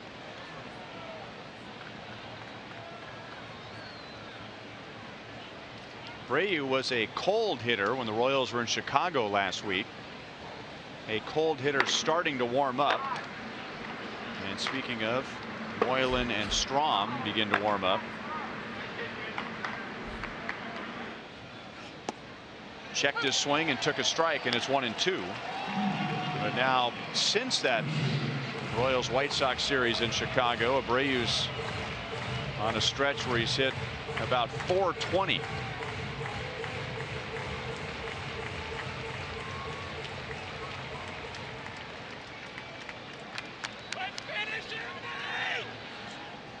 That lady's hoping that she can see the first 4 strikeout inning this year. And she will.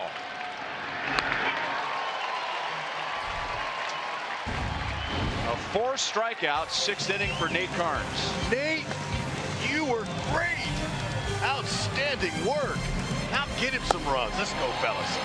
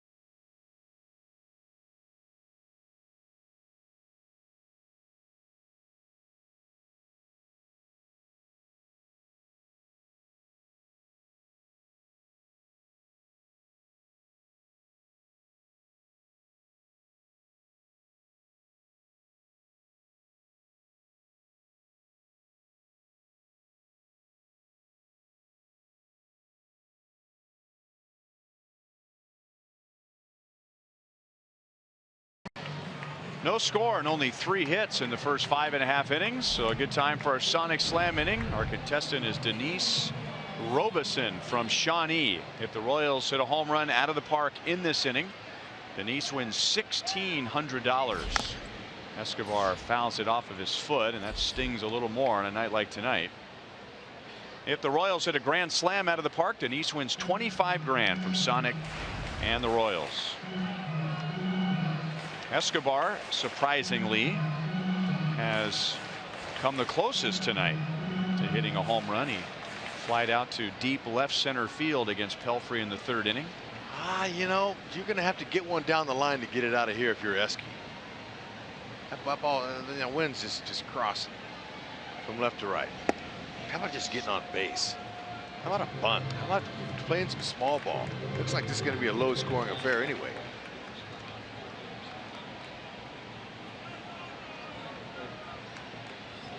Escobar, Merrifield, Moustakas. He's got to start laying off that pitch. The league is catching on to Escobar's willingness to swing at pitches up.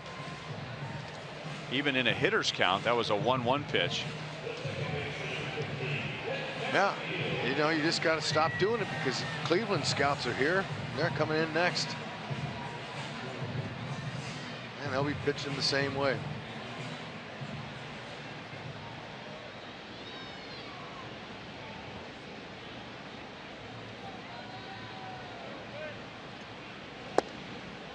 Slider away to Merrifield. He is struck out and flied to left.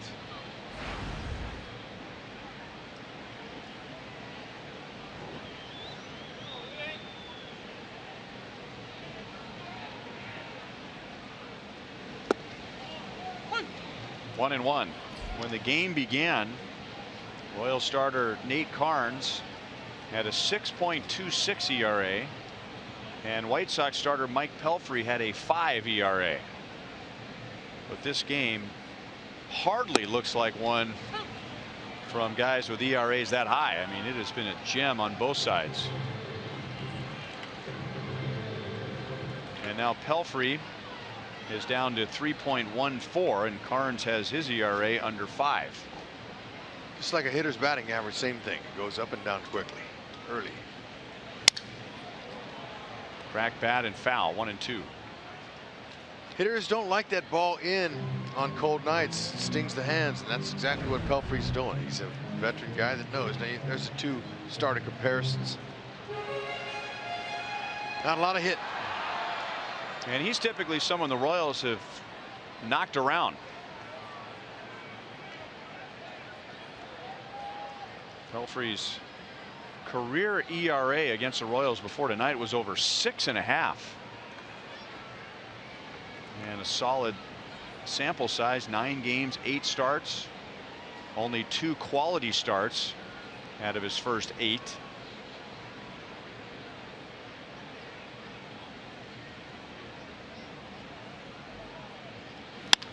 Out over the plate, up the middle and into center field, and the Royals have a base runner with 1 out.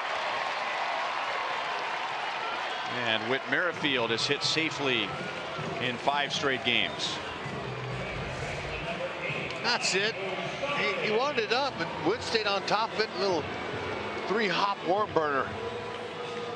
And right through the infield. And now, the way the offense has been going, and Pelfrey's a ground ball pitcher, maybe you put a little hit and run on here with Moose. Really? Yeah, maybe stir it up.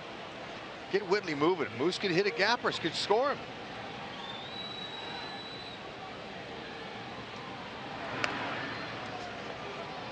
Moose likes to swing early in the count, but he might pull the string and throw him a big slow curve. We've seen him throw that pitch in the 60s tonight.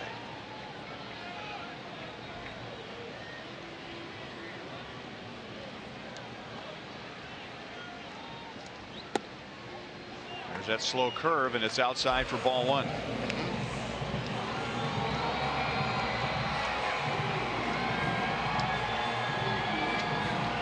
For 2 tonight. Moustakas is grounded to second and flied out to left.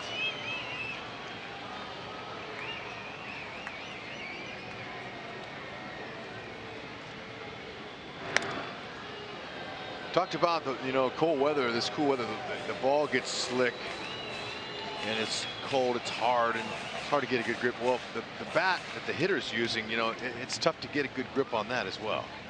So. The hitters can use pine tar for a better grip on the bat. The pitchers are not allowed to use anything. Interesting.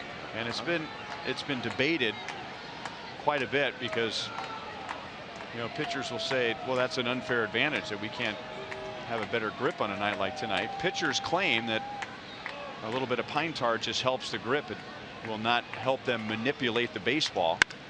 Here's a drive into the gap. And Garcia, playing shallow, gets burned by that positioning.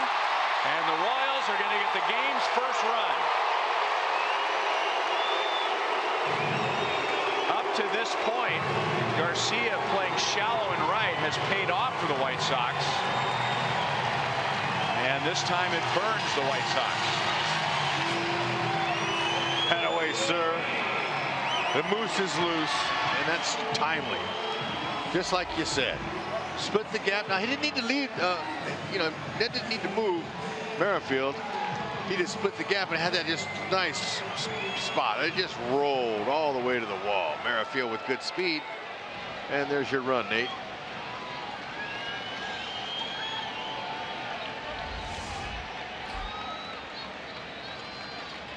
And now Moustakas in scoring position for Kane. High and tight for ball 1. Kane has one of the Royals' 4 hits tonight. Dan Jennings, the only lefty in the White Sox bullpen, warms up.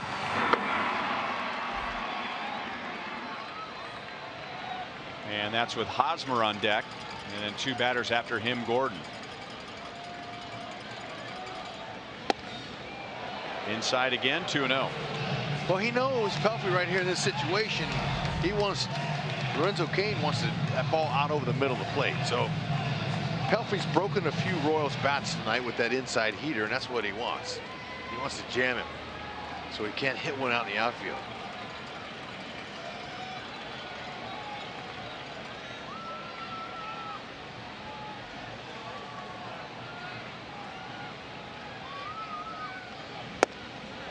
Plays off the slider, 3-0.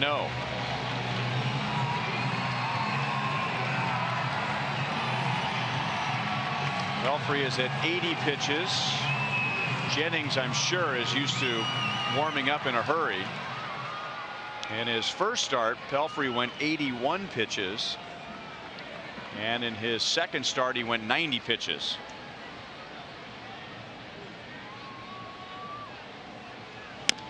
Swinging 3-0. Lorenzo doesn't do that very often. Ooh, that hurt.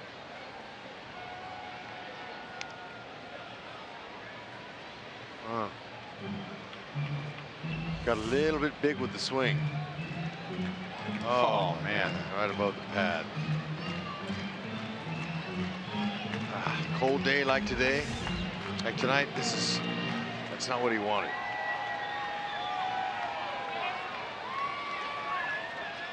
And what always adds to the frustration is it's self-inflicted pain. There's nobody to be mad at but yourself. Right.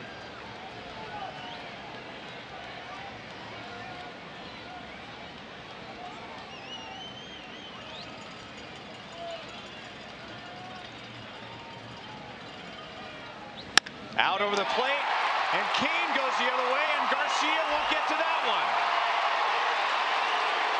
And Lorenzo, with a throbbing leg, digs for 3. He's got an RBI triple.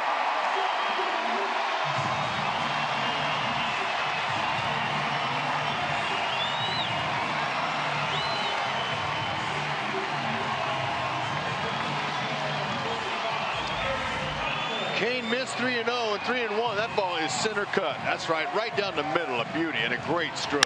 That'll get you back. And especially shallow playing Garcia shot it right by him again. So Moose pulled one in the gap, and now Locane going to the opposite field, and I believe that's going to be it for Pelfrey. Good job opening it up here for Nate Carnes.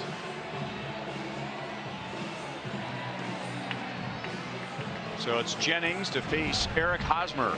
Chevy called to the bullpen. 2 runs home and a runner at third with 1 out.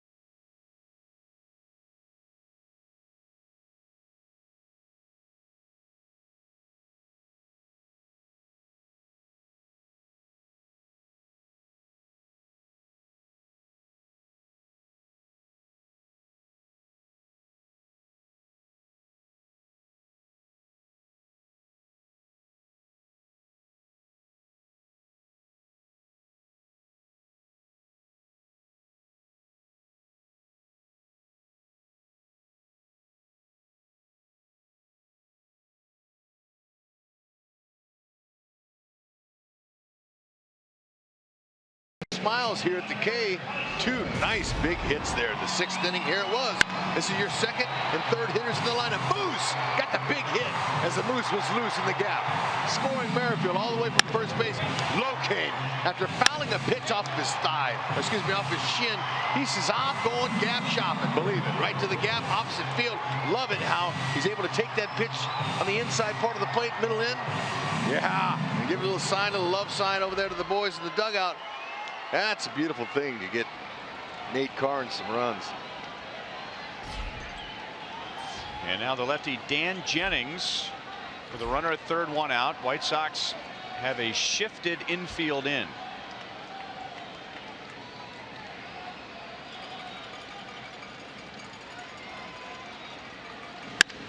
Hosmer deep to center field, and caught up against the wall by Garcia.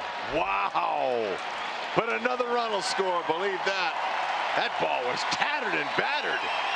And a warm night, that's way out of here. But, hey, look, it's all about scoring some runs.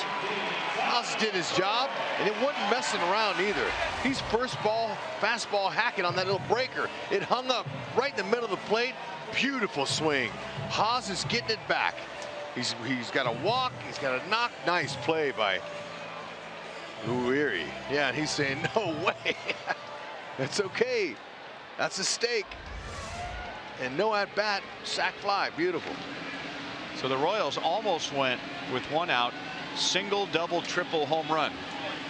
How about that? But instead, single, double, triple sacrifice fly. I thought that had a chance to get out of the park. 410 feet he hit that ball at 107-mile exit speed.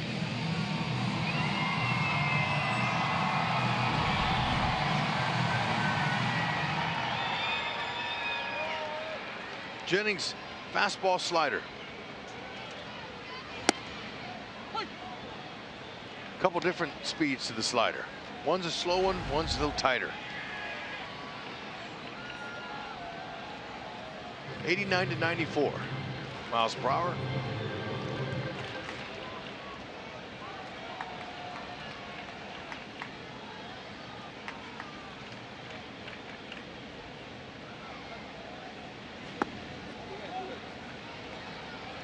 Two and one.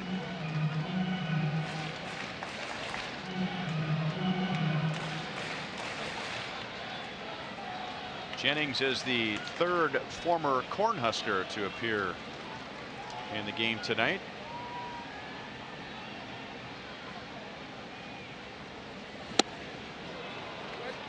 Two balls, two strikes. Grew up in West Des Moines, went to Valley High School, on to Nebraska.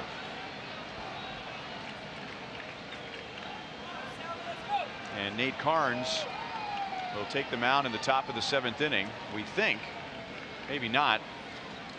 Either way, the Royals will have at least a 3-run lead. One hopper to Frazier. And that's the inning. With 1 out, the Royals get a single, a double, a triple, and a sacrifice fly. And it'll be Peter Moylan on for the 7th. 3-0 Royals.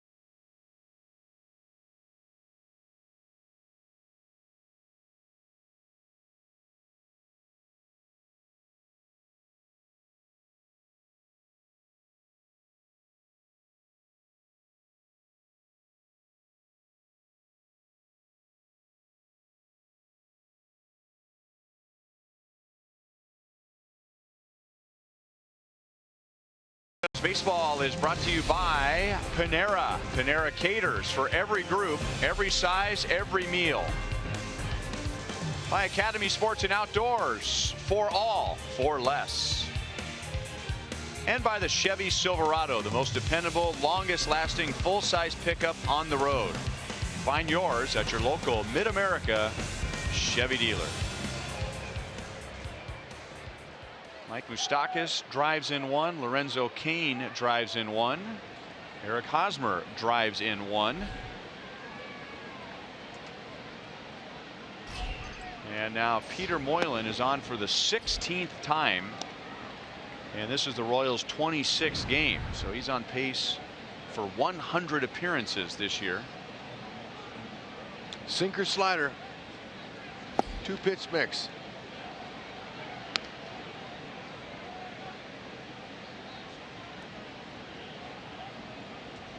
Ned was saying yesterday after Moylan came on in the game Monday, he said, I've been watching this game for a long time. I've never seen a pitcher's arm fall off in the middle of an appearance. He goes, and I sure hope it doesn't happen to Peter Moylan this year.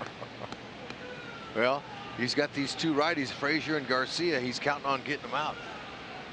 And he might even leave him in for Leary, switch hitting third place hitter this inning.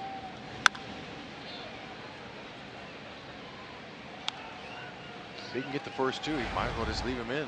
We'll see. 3-run cushion. That's nice. Especially for Nate. Nate was great, man. He pitched his fanny off, man. I'll tell you, 6 innings, 1 hit, 7 punch outs.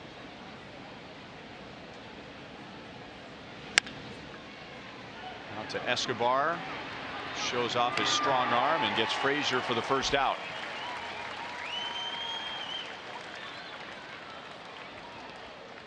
Royals fans, here's your chance to hit a grand slam on tickets with the Price Chopper Grand Slam 4-pack.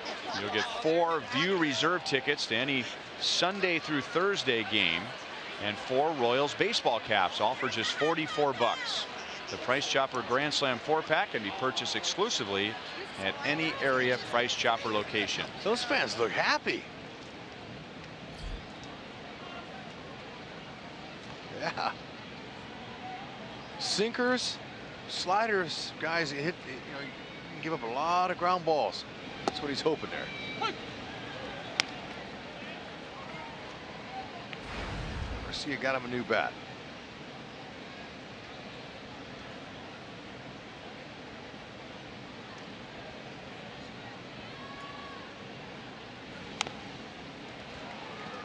Okay, cold night. I was telling you earlier. You know, we show you the little things they have on the on-deck circle. Now, the pine tar rag. That's pretty good to have that. But over here, right on the other side, see that little? That's a motor stick. That's a little stick right there. That's the best thing for cold weather because you can put it on and it really sticks the bat in. Like a glue stick. Yeah, right? It holds them. But that's not what you want to use in the heat. In the heat, that gets gunky and you can't get it off, and it's really not comfortable for a hitter. Oh, Mike Moustakas. Oh, what a play.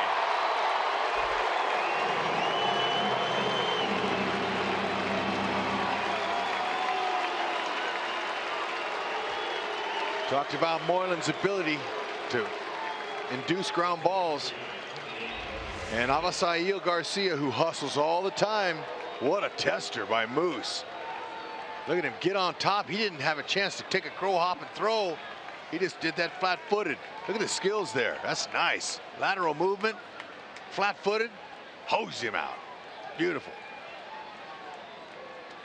And Garcia on the way back to the dugout tipped his cap to Moose. Look at Hamill. That's beautiful. There are so many things that were difficult about that play. 8 out of 10 times at least, when a fielder makes a diving play like that, the ball is on its way down. That ball was on its way up. And you have very little time with the guy that hustles down the line like Garcia. He had to be perfect to get him, and he was. That's all feel and instinct with the throw, because he did not have time to set his feet, set his sights on his target. I mean, he just got to his feet and just winged it over there. You know, Moose was an excellent high school quarterback, and that's a out of the pocket, staying on top and firing it out, and throwing it out. But you know, it's very nice to see some timely hits, some great pitching, and some defense. Those are the 3 areas you need consistency in to win. The Royals know they can do it. They have that in their game. But we'll see if their bullpen can hold them out, shut them out.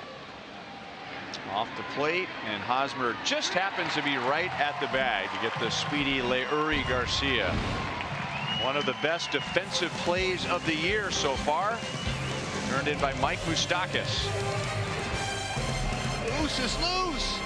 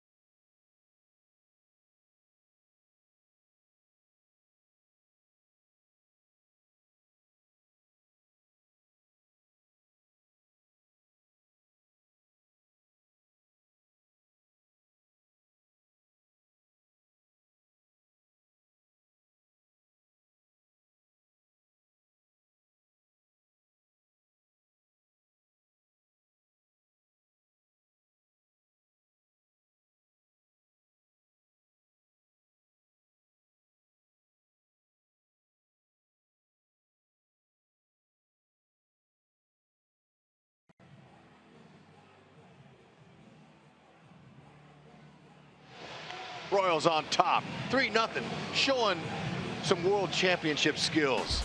Our Honda, play of the night, there it is. Play of the game, Moose on top of it, right on top. He threw a dart, I mean a dart, straight as a string. It don't get no better. And to a very speedy runner. That ball gets by him, that's a double. They could get back in this game. But the key is when you score against an opponent this late in the game, don't let them score back. Keep the momentum. And that play right there, that was a momentum buster to the White Sox.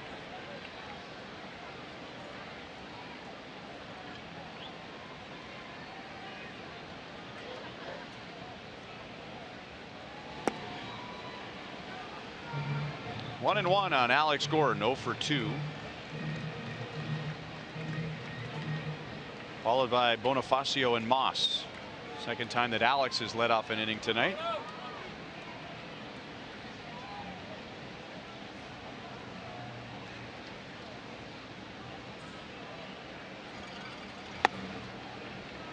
Two balls, one strike.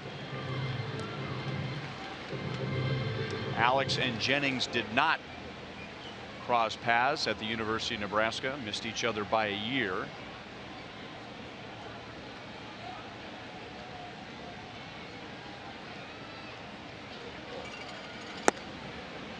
Three and one.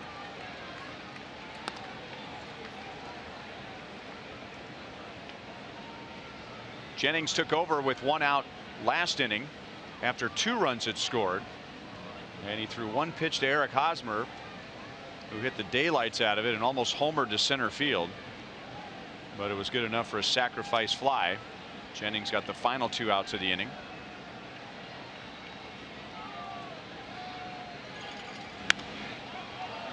Three and two. He would be a tough guy to face, and I don't know if he's just a slow worker. I'm leaning towards he has a good feel for how long a hitter needs in the box before he's right about to call time, and then he starts pitching. Yeah, no, we went over that in Chicago, and you're right. This guy, he's got it down. That delivery, it's funky. He slows down, then speeds up.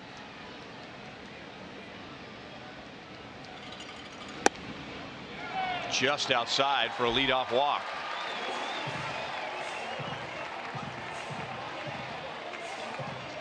RBI Baseball 2017 returns with fast-paced pick-up-and-play MLB action on consoles and mobile. RBI Baseball is packed with your favorite teams, players, ballparks, and more. Learn more at RBIGame.com and get RBI Baseball for Xbox One and PlayStation 4.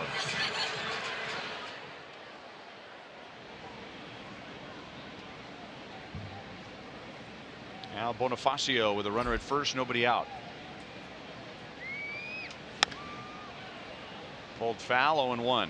Jorge is lined out to second and grounded back to the mound.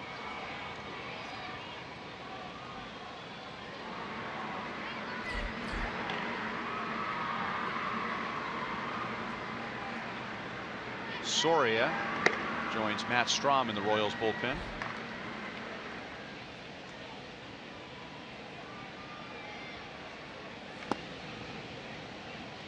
One and one.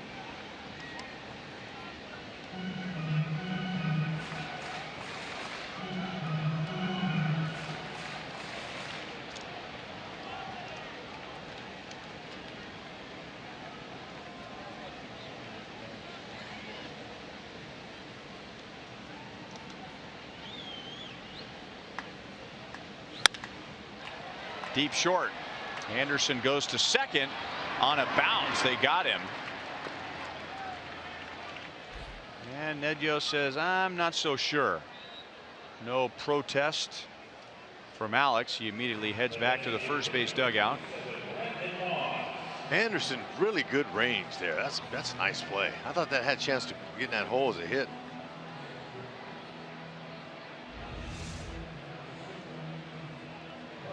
And the Royals will not challenge. No question that the throw beat Alex to the bag. The question was, did Sanchez have control of it? And was his foot on the base? That left foot looked like it might have leaked off, but no replay. Now Jennings and Moss, and that's inside for ball one. Moss is 0 for 2 tonight.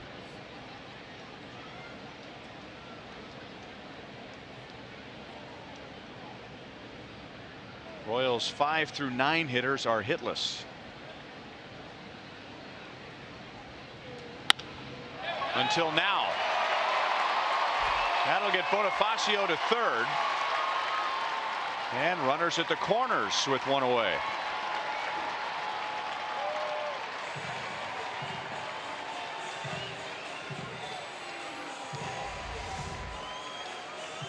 Hey, Moss looking for something up, and Jennings gave it to him. That's just belt high. Moss stayed short. Didn't try to do a whole lot to it. I like that. Look at the hip. See now the hips go first. Then the hands come through. Eye head position right there. Very nice hitting. And I thought that's a mistake. And Moss will take it. Clean single. And Jennings not having it tonight. But you know, look at Renteria. You see that walk? That's a good positive walk. It's a look at him. He's giving him some positive reinforcement. Little smile right there. You know, we talk about Renteria as a motivator, a good communicating manager, and there's some good signs right there. He's going to leave him in. You want to play for guys like that.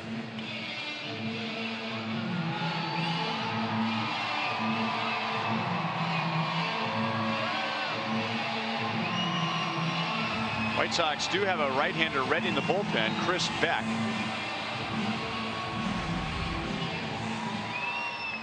Escobar has flied to deep left center field. He's grounded out to third.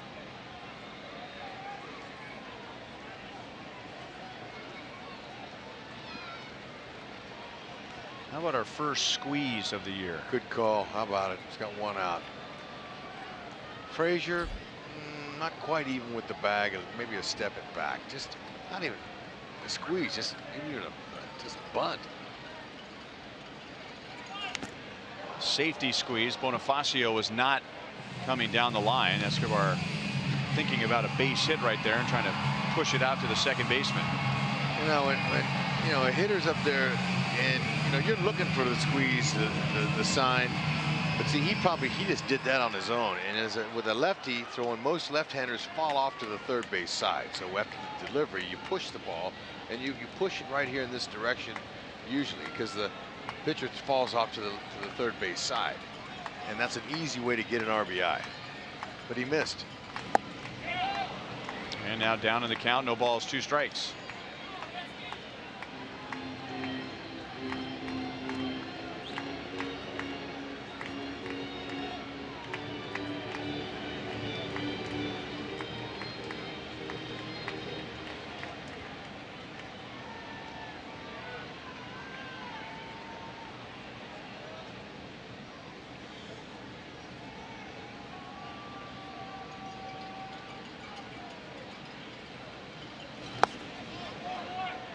One and 2.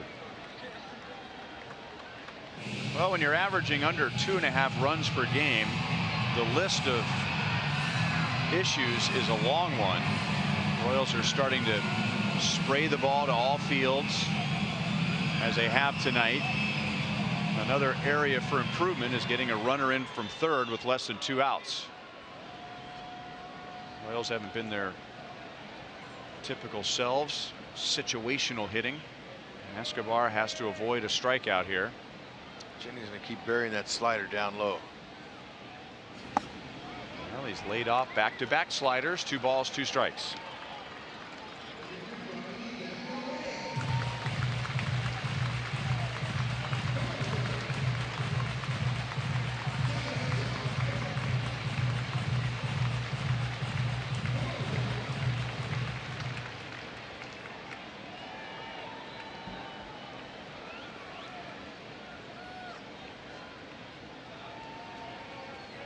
Jennings shook off the slider, wants to try and get him with a fastball in.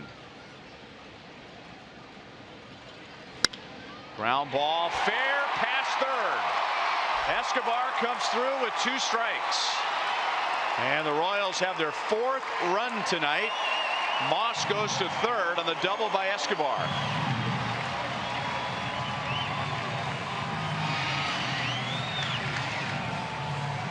Now Escobar might have had a feeling after a couple of sliders he was going to try to sneak a piece of cheese by him, but you can't sneak a piece of cheese by a hungry rat.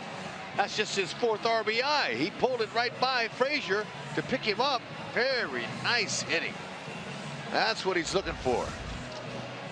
A hit that means something. Get away, Esky. So here's Chris Beck, maybe 1 batter too late out of the White Sox bullpen.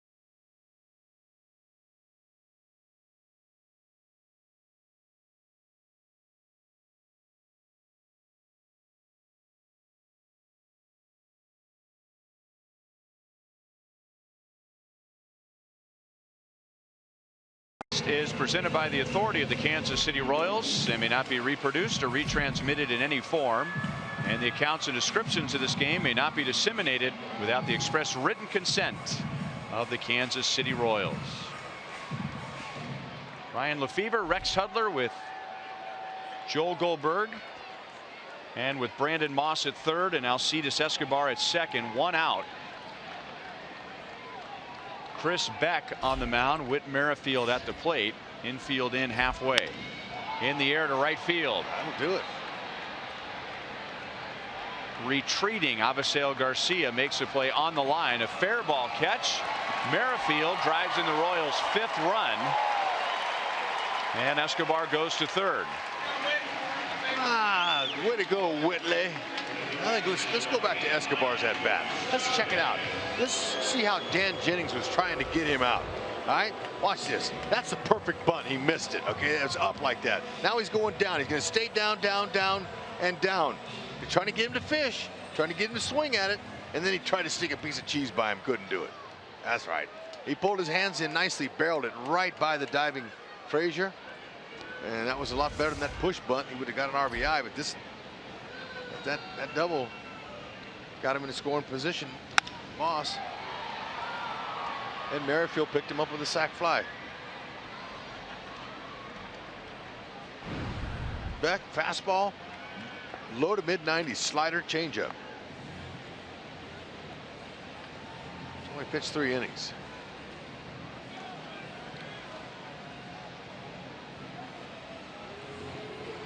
Escobar and Merrifield have driven in runs in this inning. Moustakas, Kane, and Hosmer last inning. Moustakas hit a double. That scored Merrifield, and then he scored on a Kane triple.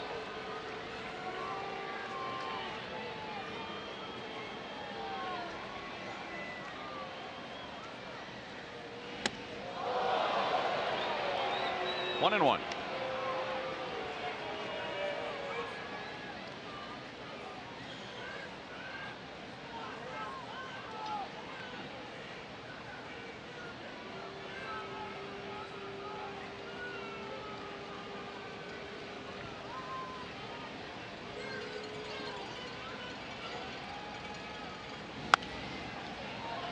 One and two on Moustakas.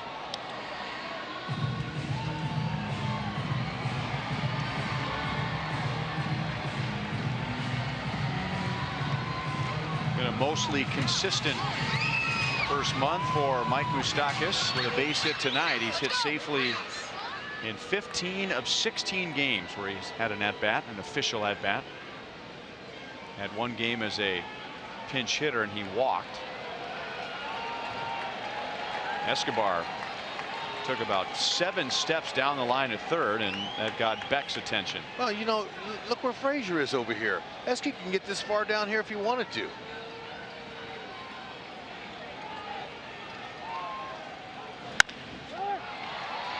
Out to Sanchez in shallow right field. Inning over. 3 runs in the 6th, 2 more in the 7th. 2 innings to go, and the Royals lead 5-0.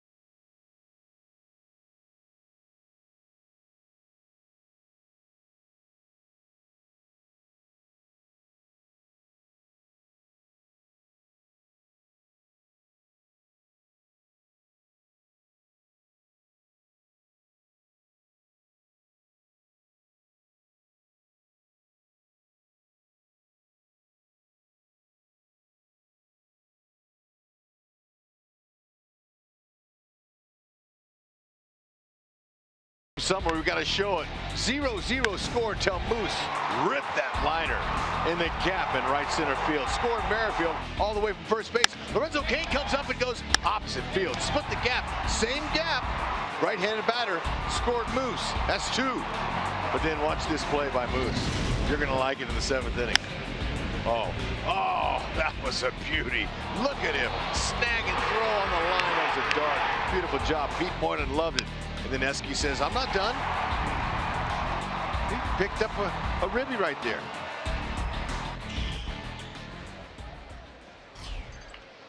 Matt Strahm will pitch the 8th inning with a 5-run lead. Nate Carnes went 6 innings and allowed 1 hit. 1 walk, and he struck out 7. Moylan turned in a scoreless 7th.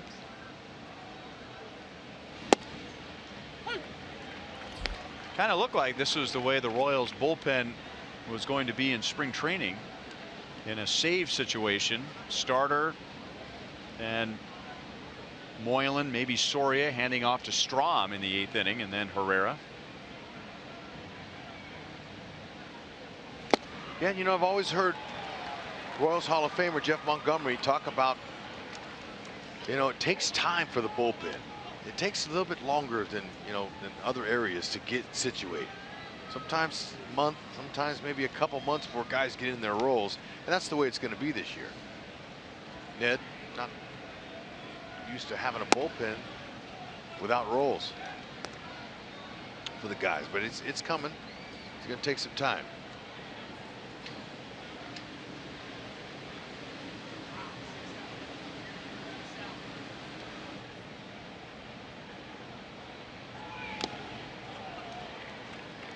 Two and 2 on Narvaez. Will be followed by Davidson and Anderson in the 8th inning.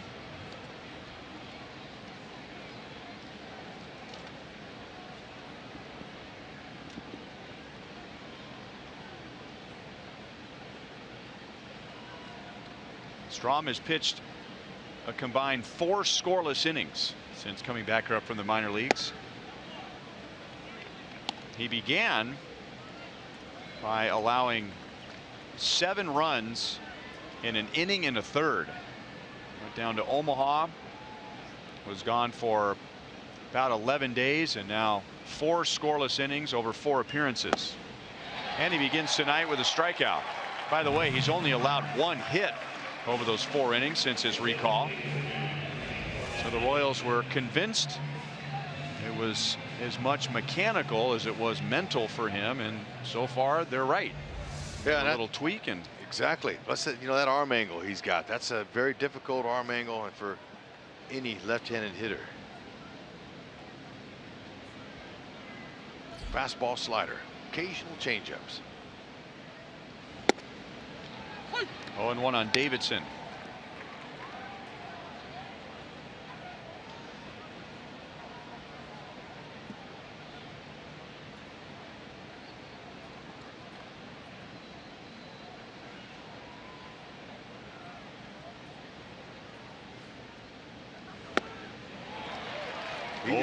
He just rare back, you know, anywhere from 90 to 95.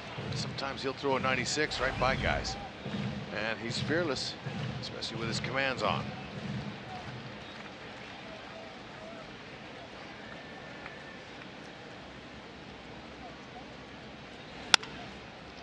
Up the middle, Escobar's waiting for it. 2 down in the 8th. Every time the Royals turn a double play, the next day McDouble sandwiches are only $1 at participating McDonald's and the greater KC, St. Joe, and Lawrence locations. Might have been premature to assume that Matt Strahm was going to be a back end of the bullpen guy in high pressure situations this year.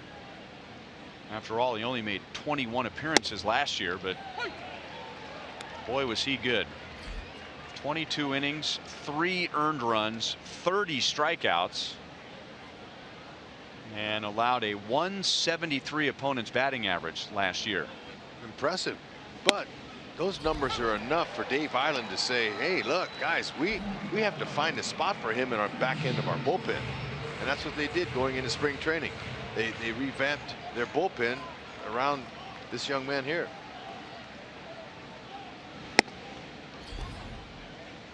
1-2 on Tim Anderson. Got some good lefties in that bullpen. Alexander looks good. Miners throws 96.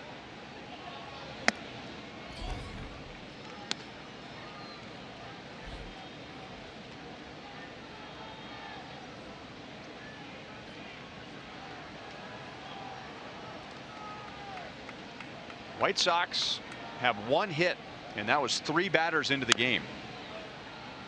Nate Carnes got the first 2 outs. In the first, Cabrera singled, and that is the only hit tonight for the White Sox. They have had only 3 runners. Cabrera reached on an error by Carnes in the 4th, and then Melky walked in the 6th. And now Strong has pitched 5 scoreless innings, allowing just 1 hit since coming back from AAA Omaha. Holy moly, Stromboli. Keep it up.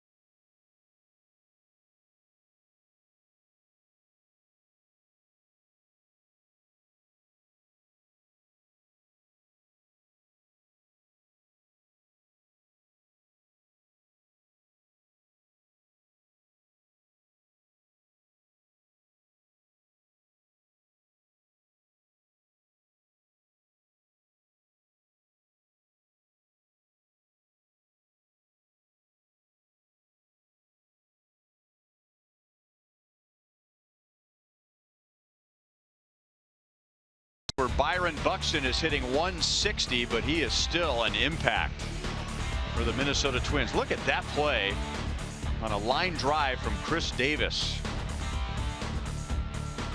Made some nice plays here over the weekend when Minnesota was in town. He had some key walks. Remember that? He's hitting 130, 140, but got on base with some walks, some bunt base hit.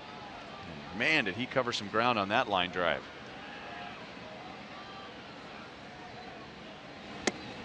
Chris Beck got the last 2 outs of the 7th. Here in the 8th, he'll get Kane, Hosmer, and Perez. Lorenzo has 2 hits, including an RBI triple and a run scored in the 6th inning. Royals had no runs, 2 hits in the first 5 innings against Mike Pelfrey, and then they scored 3 in the 6th, charged to Pelfrey, 2 in the 7th, charged to Jennings. 2 balls and no strikes.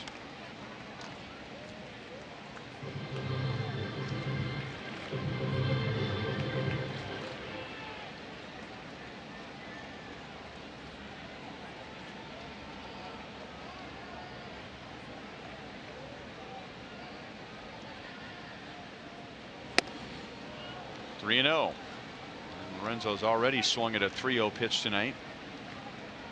Fouled it off of his left shin in doing so, and it took him a long time to get back into the box, but when he did on the next pitch, he tripled to right center field, rifled it. I bet he didn't swing here. He normally doesn't. That's a familiar sight right there. Kane on 3-0, but he muscled up. Yeah. Against Pelfrey back in the 6th too inning. much. He's got 16 walks. How about make it 17?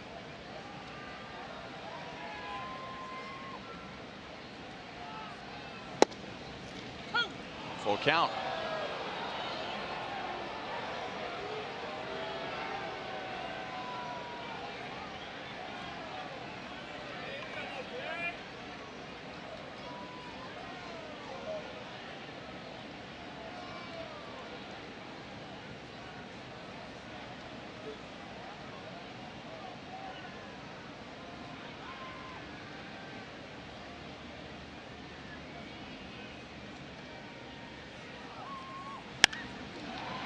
Shallow right, where Garcia has played, and he makes a catch. That's backfired a couple of times for Garcia tonight. Time for the unlimited baseball break, brought to you by T-Mobile, and Aaron Judge is homered again.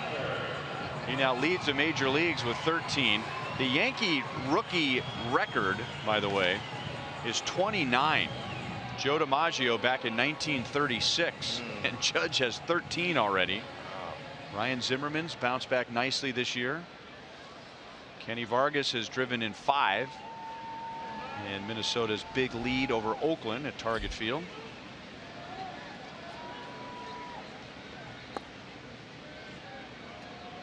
Ball 1 to Hosmer. 1 for 1 with a single, a walk, and a sacrifice fly, which flies out of Kauffman Stadium if we were playing in July. Oh, man.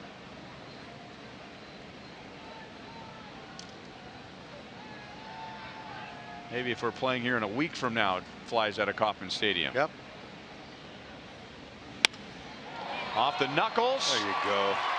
And things are starting to even out for Eric Hosmer. Yeah, they are. Well, he got a long way to go to get hits like that to even out as hard of the balls as he's hit. And he's hit some really solid atom balls this year, but he'll take it. High fastball, little jam shot. Kept his bat intact, by the way, and hit it where they ain't. That's exactly what you do.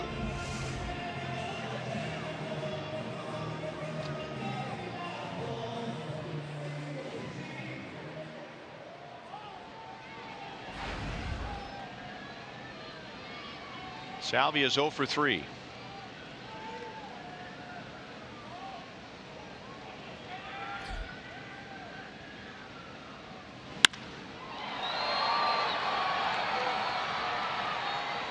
Maybe another night and a different result. That wind, a cold wind out of the east northeast, is basically blowing in from right center field. That hurt Hosmer in the 6th inning and hurt Salvador Perez right there. Sure did.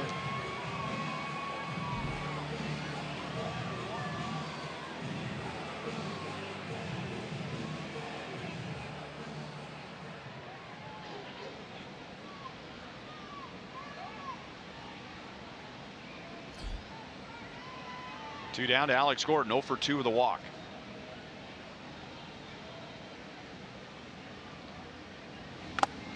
And that hit him. Sounded like it hit him. Did that somehow get through his legs? Or did it go behind him? Not so sure, but I thought I heard it, but oh, that was that was the glove and then the shin guard.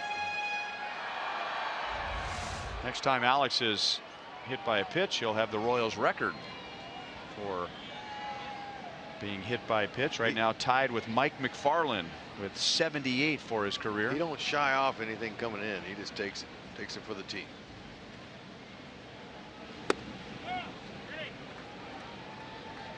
Two 2-0. Todd Tishner says no swing. Todd Tishner from Garden City, Kansas. Okay. And now lives in Holcomb, which is west of Garden City off of Highway 50, I believe. What do Todd Tishner and Dayton Moore have in common? Went to the same college. Look at that. Hit hard into the right field corner. Alex Gordon drives in Eric Hosmer, and now the Royals have scored in 3 consecutive innings and lead 6-0 in the 8th. Oh, that's nice to see Alex rip one. Got it up. Didn't hit it on the ground of the first baseman. He took that fastball and just turned on it. That's very nice to see. 4-seam fastball.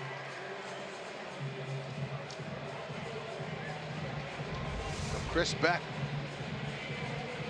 It looks like the Royals are returning the favor to the White Sox. They got him last night.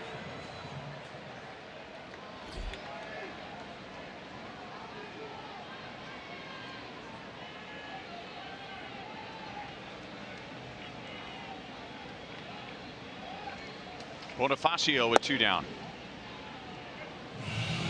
You were right, by the way. Dayton Moore and Todd Tishner both went to Garden City Community College. Okay. And to take it a step further, they are both members of the Garden City Community College Athletic Hall of Fame. Wow. Was Tishner an athlete too? Must have been. He was. I'm sure they're recognizing him for his being a major league umpire, but he did play baseball at Garden City Community College and also officiated football, basketball, and baseball while he was in college. And he's a big league umpire.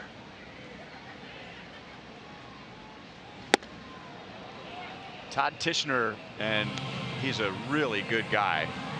Fun umpire to talk to. And we give him a hard time about this, but very early in his big league umpiring career, he ejected Jack McKeon, who was 80 at the time. So he has the distinction of ejecting the oldest manager in Major League history. Gotta wait.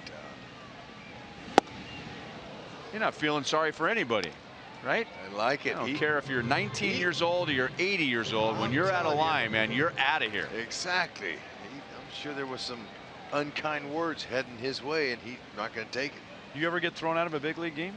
Never regular season. Only one spring training game. Spring training game doesn't count. Yeah, but how do you get thrown out of a spring training game? Called me out on strikes 2 feet outside, and I just drug my foot across the plate and covered it with dirt. Didn't say one word.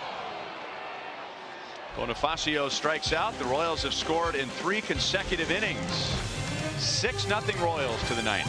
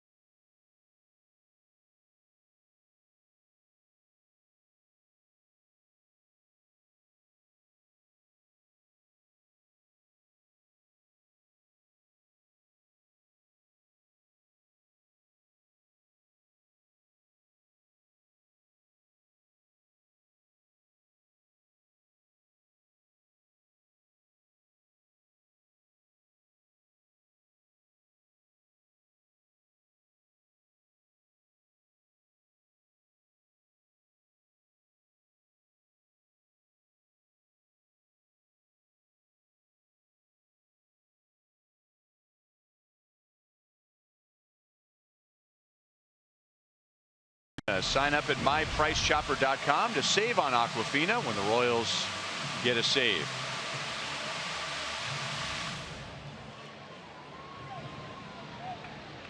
Matt Strahm was impressive in the top of the 8th inning, so he's going to try and close this one out.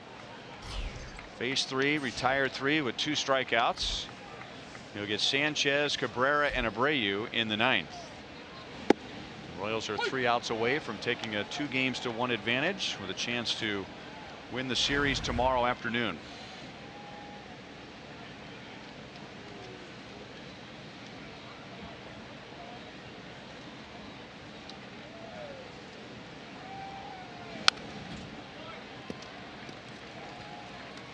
Oh, and 2 on Sanchez.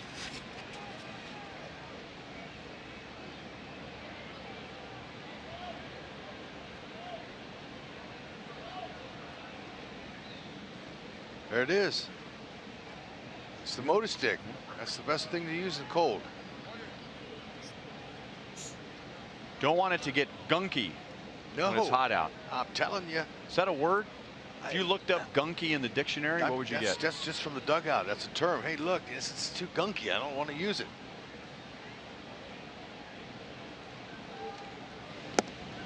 Yeah. Another strikeout for Strom. It didn't help him none. Now I'm reminded that gunk is used to degrease engines, right? But is gunky a word? Who knows?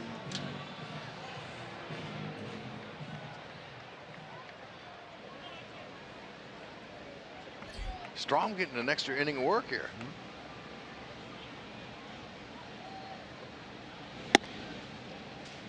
Ball 1 to Melky Cabrera, who,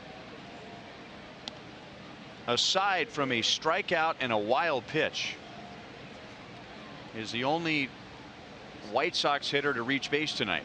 The White Sox have had a single by Cabrera, a batter reach on an error. Cabrera was the batter, and a walk, and that was Cabrera. Sanchez in the 6th struck out and reached on a wild pitch. That's it. 1 hit allowed by Carnes, Moylan, and Strom, and that was way back in the 1st inning.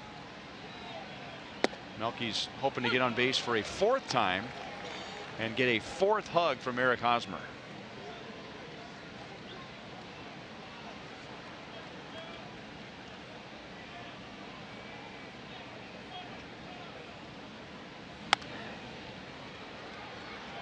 Two and 2. Coming up after the game, we'll have Boulevard Royals Live with Joel flying solo. We talked about the off-speed pitches being a key for Carnes. We'll revisit that, and the frenzied style hitting also returns. Yeah. 4 strikeouts for Strom against 5 batters.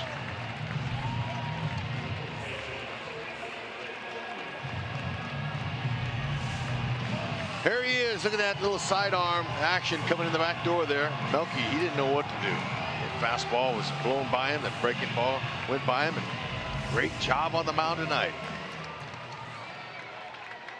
Timely hits. Solid defensive play by Moose.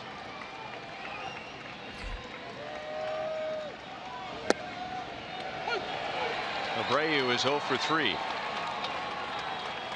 When the Royals scored 3 runs in the 6th inning,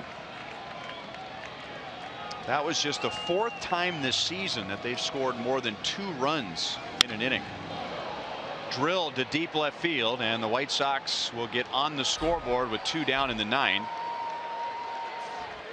So the shutout is history. The Royals were just 1 out away from the 24th 1-hit shutout in team history. I will take that right here, then back in the 6th inning. Oh, for sure. You just got to credit that hit in there. He hit his spot, but look at him pull his hands in. Met it perfectly.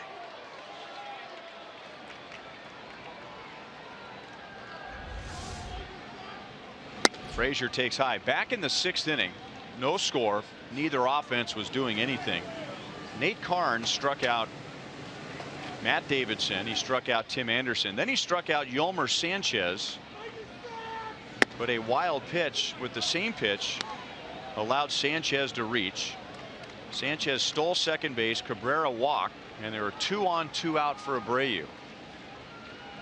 So that was a very dangerous time to face Jose Abreu. But Carnes struck him out. Carnes struck out 4 in that inning, and now Abreu hits a home run with nobody on, 2 out in what was a 6-run game. Frazier said that was up 2. So he must have been complaining about a pitch earlier in the night.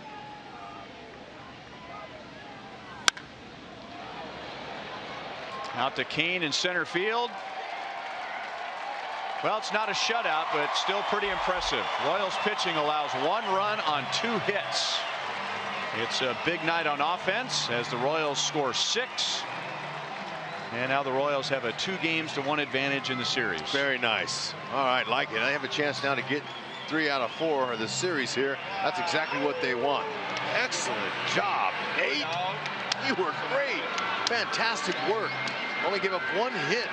His breaking stuff was great. We can't wait to hear Joel break it down in the post-game show. But man, that play by Moose, he got him on the board with that nice hit. It split the gap, and a KCW. It's a beautiful thing.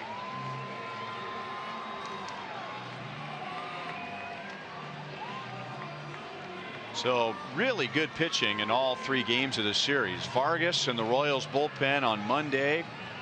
Royals won 6-1. Jose Quintana and Anthony Swarzak last night. The White Sox won 6-0, and now back come the Royals with Carnes, Moylan, and Strom, and the Royals win it 6-1. Good night to pitch. Really bad night for a Salvi splash. Oh, let's go down to Joel. No question. Well, Eric Hosmer's not going to get the full bucket, but just a couple cuts. That's too cold. Salvi says this is how we do it. And this is how the Royals offense does it when things are going well. What changed for you guys as you were finally able to get to Mike Pelfrey? We got a big hit from Moose, and he just kept setting the table. We had some good situational hitting going, and really cashed in that inning, and that's what makes us good. It's obviously a lot of talented offensive players, but you're in the middle of that lineup. Kane, guys like that, as you start hitting, the rest hit too. How much more comfortable are you feeling at the plate right now? We're feeling better and better each day, and you know, baseball, it's a grind. It's a long season, and we didn't start the way we wanted to, but it's not how you start. So we've been putting the work in. We put some good at-bats in, and we got to win this one tomorrow, win a series, and move on. I know on a good night, you get the offense, you get the pitching, you get the defense. The offense came through in the 6th, but what about what Nate Carnes was able to do all game long? Yeah, threw the ball great. You know, that's a hot-hitting team right now to hold them to 1 hit and hand it off to the bullpen, and the bullpen did a great job, and we had some insurance runs there late. That's good baseball. That's what makes us successful, and we got back to it tonight. Good luck with that series win tomorrow, and go warm up. We'll see you tomorrow afternoon. All right, thanks, Joel. Eric Hosmer, and just like that, guys, a 7-game hitting streak. He's batting .385 during the stretch. Good signs for him and most of the Royals lineup tonight. And with that offense, the Royals support Nate Carnes, who gets his first win as a Royal tonight. 6-1 final. We'll be right back.